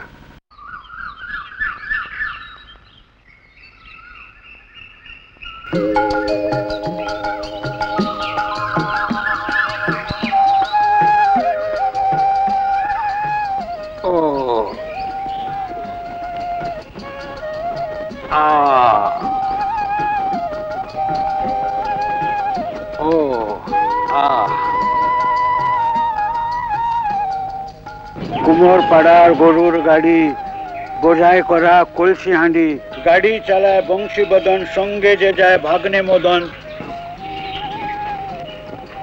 আজি এ প্রভাতে রবির কর কেমনে পশিল প্রাণের পর কেমনে পশিল গুহার আন্ধারে প্রভাত পাখির গান না জানে কেন এতদিন পরে জাगिया उठिलो प्राण अशी त्यांची ती सुरुवात आहे. ते असंच सामान्यतः त्याच्या भाषांतरात होईल. आज पहाटे रविकरा आला नकळे कैसा प्राणा माझ्या स्पर्शुनी गेला. प्राणा माझ्या स्पर्शुनी गेला आणि जाहला अंधाऱ्या या गव्हरात मज स्पर्श आज त्या पहाट पक्षाच्या गीताचा. इतुक्या दिवसा मागुनी माझा प्राण कसा मज नकळे ऐसा जागुनी उठला. जागुनी उठला प्राण अरे अन उसळून आले नीर. प्राण वासना रोधून शकली मत प्राणांचा धीर. थर थर थर थर कंपित भूधर शिलाखंड कोसळून पडले. फुलून फुलून मग फेस उसळला गर्जत जल संतापून उठले. इथे तिथे मग वेड्या परिजल मत्त भिंगऱ्या मारित सुटले. शोधू लागले तरी न दिसले बंदीगृहाचे दार कोठले. सांग विधात्या पाषाणांच्या कशास येथे पडल्या राशी पडल्या. चहू दिशांना कशास त्यांच्या उंच उंच या भिंती घडल्या. हृदया आता सर्व बंधने तोड तोडही प्राणांची साधना करोनी मने जोडही. लाटेवरती उसळून लाटा आघातावर कर आघाता. मत्त होऊनी प्राण जागला कुठला तमान फत्तर कुठला. उसळून उठता सर्व वासना जगती कोणाचेही भयना. करुणाधारा आता ढाळीन पाषाणाच्या कारा फोडीन. बुडवणी सारे जग हे टाकीन. चहू दिशांना भटकत भटकत पिशापरी मी गाईन गाणी. केस पिंजुनी फुले उधळुनी इंद्रधनुने रंगवलेले पंख पसरुनी. रविकिरणातून हासू फुलवित टाकीन पंच प्राण उधळुनी. या शिखरातून त्या शिखरातून देईन झोकून. या खडकातून त्या खडकातून घेईन लोळण. हसेन खळखळ गाईन कलकल धरुनी ताल मग टाळी देईन. माझ्या पाशी कथा कितीतरी गाणी कितीतरी प्राणांची आणि शक्ती कितीतरी. सुखे किती आणि अनंत उर्मी मम जीवाची कोण उभारी. काय आज मज झाले नकळे कानी माझ्या महार्णवाचे गाणे आले. चहू दिशांना कसले हे कारागृह दिसते. फोड फोड रे कारागृह ते वज्राघाते. पहाट पक्षी कसले गाणे गाऊ लागला. कुठला रविकर आज असा मज स्पर्शून गेला. नकळे कैसा प्राणा माझ्या स्पर्शून गेला. मित्रो मला वाटतं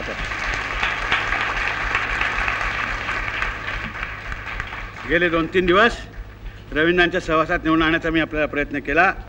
अमार जीवन अमार बाणी या उक्तीची सत्यता पटवणारी ही कविता आहे. आम्ही वैकुंठवासी आलो याच कारणाशी बोलले जे ऋषी साच भावे वर्ताया. असं साच भावानी वर्तन करणारा अशा प्रकारचा महाकवी.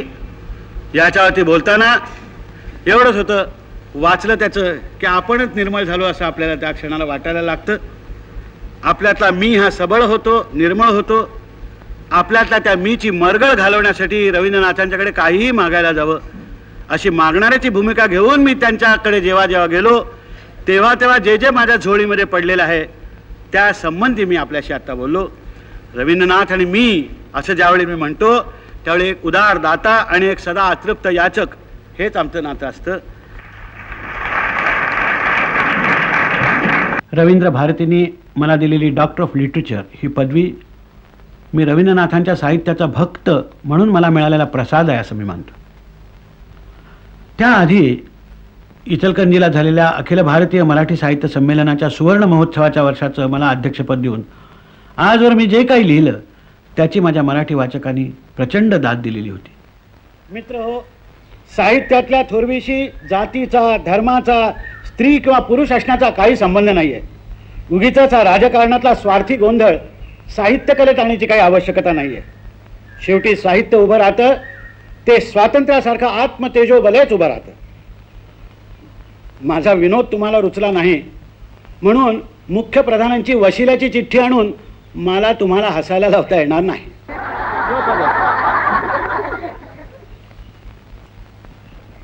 असलं जाती महात्म्य प्रांत महात्म्य वगैरे कलेत मुळीच चालणार नाही. या गतिमान जीवनात वाङ्मय सुद्धा प्रगतच होत राहणार. तेव्हा नव्या प्रतिमा नवे शब्द नवे आविष्कार नवे विषय आले तर त्यांचं स्वागतच केलं पाहिजे. त्यातलं अस्सल असेल ते टिकेल आणि बाकीचं काळाच्या प्रवाहात वाहून जाईल असा माझा ठाम विश्वास आहे. कारण निर्मळ मनाने वाचणाऱ्याला निर्मळ मनाचं साहित्य कुठलं आहे आणि साहित्यात जीवनाचं दर्शन कुठे आहे आणि नुसतंच प्रदर्शन कुठे मांडलं गेलेलं आहे हे चांगलं कळतं. नव्या युगातल्या नव्या अनुभूतींचं दर्शन हे सौंदर्यासंबंधीच्या नीतीविषयक ज्या जुन्या काही कल्पना असतील त्यांच्याशी कधी कधी जुळणारं नसेलही. मग तसल्या लेखनाच्या आड आपल्या नीतिमत्तेच्या संरक्षणाची सबब सांगून शासन येईल. विद्यापीठातले पोटार्थी प्राध्यापक आणि विकत घेतलेले पत्रकार त्यांना साथ देतील. म्हणून लेखक जर दुरिताचे तिमिर जावो या भावनेने त्याला जाणवलेलं सत्य कलापूर्ण स्वरूपात मांडत असेल तर जो जे वांछील ते तो लाहो याच्या ठिकाणी जो जे वांछील तो ते लिहो अशीच आपली धारणा असली पाहिजे. कारण माणसाच्या सुकृती इतकीच माणसातली विकृती हेही एक सत्य आहे. जीवनाचा आनंद लुटायचा प्रत्येकाला अधिकार आहे. शारीरिक व्याधीमुळे किंवा गरिबीमुळे तो ज्यांना लाभत नाही त्यांच्यासाठी काहीतरी करावं या विचारातूनच आम्ही पु ल देशपांडे फाउंडेशनची स्थापना केली. सुनीतांनी त्याचं बोधवाक्य ठरवलं, जोडोनिया धन उत्तम व्यवहारे उदास विचारे वेच करी.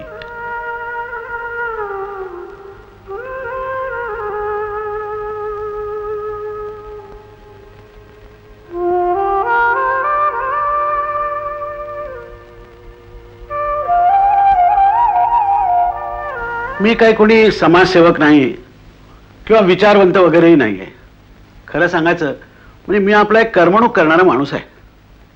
मला माझ्या स्वतःच्या बाबतीमध्ये कलावंत हा शब्द वापरायला सुद्धा भीती वाटते. पण देशात ज्या वेळेला आणीबाणी आली त्यावेळी मात्र मला असं वाटलं की लोकशाहीच्या पायालाच काहीतरी हादरा बसलेला आहे. मला त्याचा राजकीय अन्वयार्थ त्यावेळी कळला नाही, अजूनही कळत नाही आहे. पण त्याच काळामध्ये मी जयप्रकाश नारायणांच्या तुरुंगातल्या डायरीचं मराठीमध्ये स्वगत या नावाने भाषांतर केलं. जयप्रकाशजींच्या मुळातल्या प्रिझन डायरीचं पहिलं पुस्तक हे मराठीतून आलं याचं मला फार मोठं समाधान आहे. मी स्वतःला बुद्धिवादी, अमुकवादी, तमुकवादी असं काहीही मानत नाही. कधी देवापुढे हात जोडून मला अमुक एक काहीतरी दे असंही मी कधी मागितलेलं नाहीये. आता काय देणार? या जगामध्ये दुःख, दैन्य, दारिद्र्य, कीड मुंगीसारखे जगणारी माणसं सरळ डोळ्यापुढे दिसत असताना देव दिनांचा वाली आहे याच्यावर माझी काही श्रद्धा नाहीये. हां, पण कुठे जर असं टाळ मृदंगाच्या साथीमध्ये भजन बिजन जोरात चाललेलं असलं तर ते ऐकायला मला आवडतं. माझ्या टेबलावर तुकोबाचा गाथा आणि वुडावचा जीव्स अगदी आनंदाने एकत्र नांदत असतात. कधी वाचनात दंग असतो. अशा वेळेला दुरून कुठून तरी कुमार गंधर्वाचे सूर असे रेडिओवरून कानावर पडतात आणि मी त्या सुराच्या पंखावर बसून कैवल्याच्या गावाला निघून जातो. कुठे चार तरुण मंडळी एकत्र येऊन एखादा मस्तपैकी नाटक करत असतात. अशा वेळेला त्यांच्या पाठीवरती शाबासकीची थाप मारायला माझे हात शिवशिवत असतात. एखादा दलित कवी, कालचा पाऊस आमच्या गावात पडलाच नाही, सारी पिकं आम्ही आसवावर काढली हे सांगत येतो. बलुत्यासारखी एखादी दलित जीवनाची कहाणी येते. जीवनातल्या या भयंकर वास्तवाचं दर्शन घडवणाऱ्या लेखकांच्या विषयी वाटणारी कृतज्ञता व्यक्त केल्या वाचून मला राहवत नाही. त्याबरोबरच राजकारणामध्ये ज्यांना पुढारी म्हणायचं असली मंडळी माझ्या विनोदी लेखनाला भरपूर प्रेरणा देतात. या नादात दिवस कसे गेले तेच कळलं नाही आणि आता मी 60च शिरलो. पण नाटक, संगीत, झालंच तर वाचन, ही सगळी किंवा मित्रमंडळींची गप्पा गोष्टी ही सगळी माझी टॉनिक्स आहेत. जगातल्या मोठ्या मोठ्या कलावंतांनी, झालंच तर माझ्या मित्रांनी, माझ्या असंख्य वाचकांनी, श्रोत्यांनी माझी मैफिल अगदी जिवंत ठेवलेली आहे. मला लिहिण्या बिळण्याच्या सगळ्या ह्या प्रेरणा ज्या आहेत ह्या त्याच्यातूनच मिळत असतात. चीन भारत सीमा युद्धाच्या वेळची गोष्ट आहे. मी त्यावेळच्या दिवाळी अंकामध्ये एक माझं खाद्य जीवन नावाचा लेख लिहिला होता. म्हणजे मी आत्तापर्यंत जे काही खाल्लं त्याच्याबद्दलचा हा लेख होता. एके दिवशी मला सीमेवरच्या एका जवानाचंच पत्र आलं. त्याचं काय झालं होतं की दिवाळीच्या सुमाराला हे युद्ध झालं आणि अचानक या जवानाला युद्धावर जावं लागलं. जाताना त्यांनी काही 4 दिवाळी अंक बरोबर नेले होते आणि तिथे त्या हिमालयाच्या जीव घेण्या थंडीमध्ये तो कुडकुडायला लागला आणि काहीतरी शेकोटी करावी म्हणून त्यांनी हे दिवाळी अंक घेऊन त्यातलं काही जाळायला सुरुवात केली, धग करायला म्हणून. त्यात त्याला माझा लेख असलेला अंक दिसला, माझे खाद्य जीवन. तो लेख त्यांनी वाचला आणि बेस कॅम्पमध्ये आल्यानंतर मला पत्र पाठवलं की तुमचा हा लेख वाचल्यानंतर हे सगळं खाण्यासाठी तरी मला जगलंच पाहिजे असा उत्साह माझ्या मनामध्ये निर्माण झाला. त्या वाचकाला हे माहिती नाही की जगण्यासाठी माझ्या मनामध्ये त्यांनी केवढा उत्साह निर्माण केलेला होता. मला ज्या वेळेला साहित्य अकादमीचं पारितोषिक मिळालं त्यावेळच्या भाषणामध्ये मी सांगितलं होतं की हे बघा, writing is a constant search for someone who will understand you, who will laugh with you or shed a tear with you. I have never had a fight with my readers. I laugh. I laugh first at myself, and in return my readers and spectators also laugh at me first, and suddenly they realize that they have laughed at themselves, which I believe is good for social health. Well, I love literature, but I would like to love it 100 times more. I am not an angry young man. I am a hungry young man. I want to read Kannada, Urdu, Punjabi, Tamil, Bengali, Telugu. I want to love literature and life in 100 different ways. My only worry is that I cannot love it enough. केशवसुतांनी म्हटलंय ना की खादाड असे माझी भूक, चतकोराने मला न सुख, मळ्यास माझ्या कुंपण पडणे अगदीन मला असं आहे. मला एकच समाधान आहे की मी हे जे काही लिहिलं, काही जो अभिनय वगैरे केला, त्यातून कुणाच्या तरी जीवनामध्ये मी थोडाफार आनंद निर्माण करू शकलो, एवढंच. मग त्या सुनेनी पडदावर उचलला. महाराज म्हणाले, वा वा, भवानी मातेने तुला काय अप्रतिम सुंदर बनवलंय. बायकांना सुंदर बनवण्याचं कार्य भवानी माता करते. हे लहानपणी आमच्या मनावर इतकं ठसलं होतं की त्यानंतर कित्येक वर्ष सुंदर स्त्री पाहिली की तिचा हा मेकअप भवानी मातेने केला. जीवनामध्ये उत्साह निर्माण करणं, माणसाला जगावंसं वाटण्यामध्ये उत्साह निर्माण करणं, हाच कलेचा मुख्य हेतू असतो असं मला वाटतं. आणि म्हणूनच तुका म्हणे गर्भवासी सुखे घालावे आम्हासी म्हणणारे तुकाराम काय, किंवा मोरिते चाईना आम्ही सुंदर भुवने, मानवेर माझे आम्ही बाचीबारे चाई असं म्हणणारे रवींद्रनाथ काय, हे मला माझे आप्त वाटतात. एवढंच कशाला, दुसऱ्या महायुद्धाची खाई पेटलेली होती त्यावेळेला ग्रेट डिक्टेटर नावाचं चार्ली चॅप्लिनने एक पिक्चर तयार केलं होतं. त्याच्यामध्ये तो आपल्या प्रेयसीला म्हणतो, look up Hannah, the soul of man has been given wings, and at last he is beginning to fly. He is flying into the rainbow, into the light of hope. Look up, Hannah, look up. Look up, Hannah, look up. असं म्हणणारा Charlie Chaplin हा मला माझा आप्त वाटतो. माझं गणगोत खूप मोठं आहे, खूप मोठं आहे.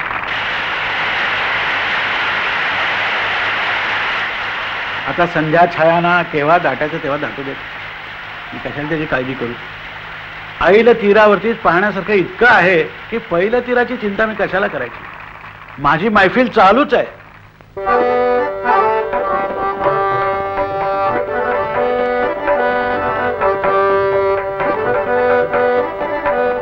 माझे वडील कागदाच्या एका व्यापाऱ्याकडे नोकरीला होते.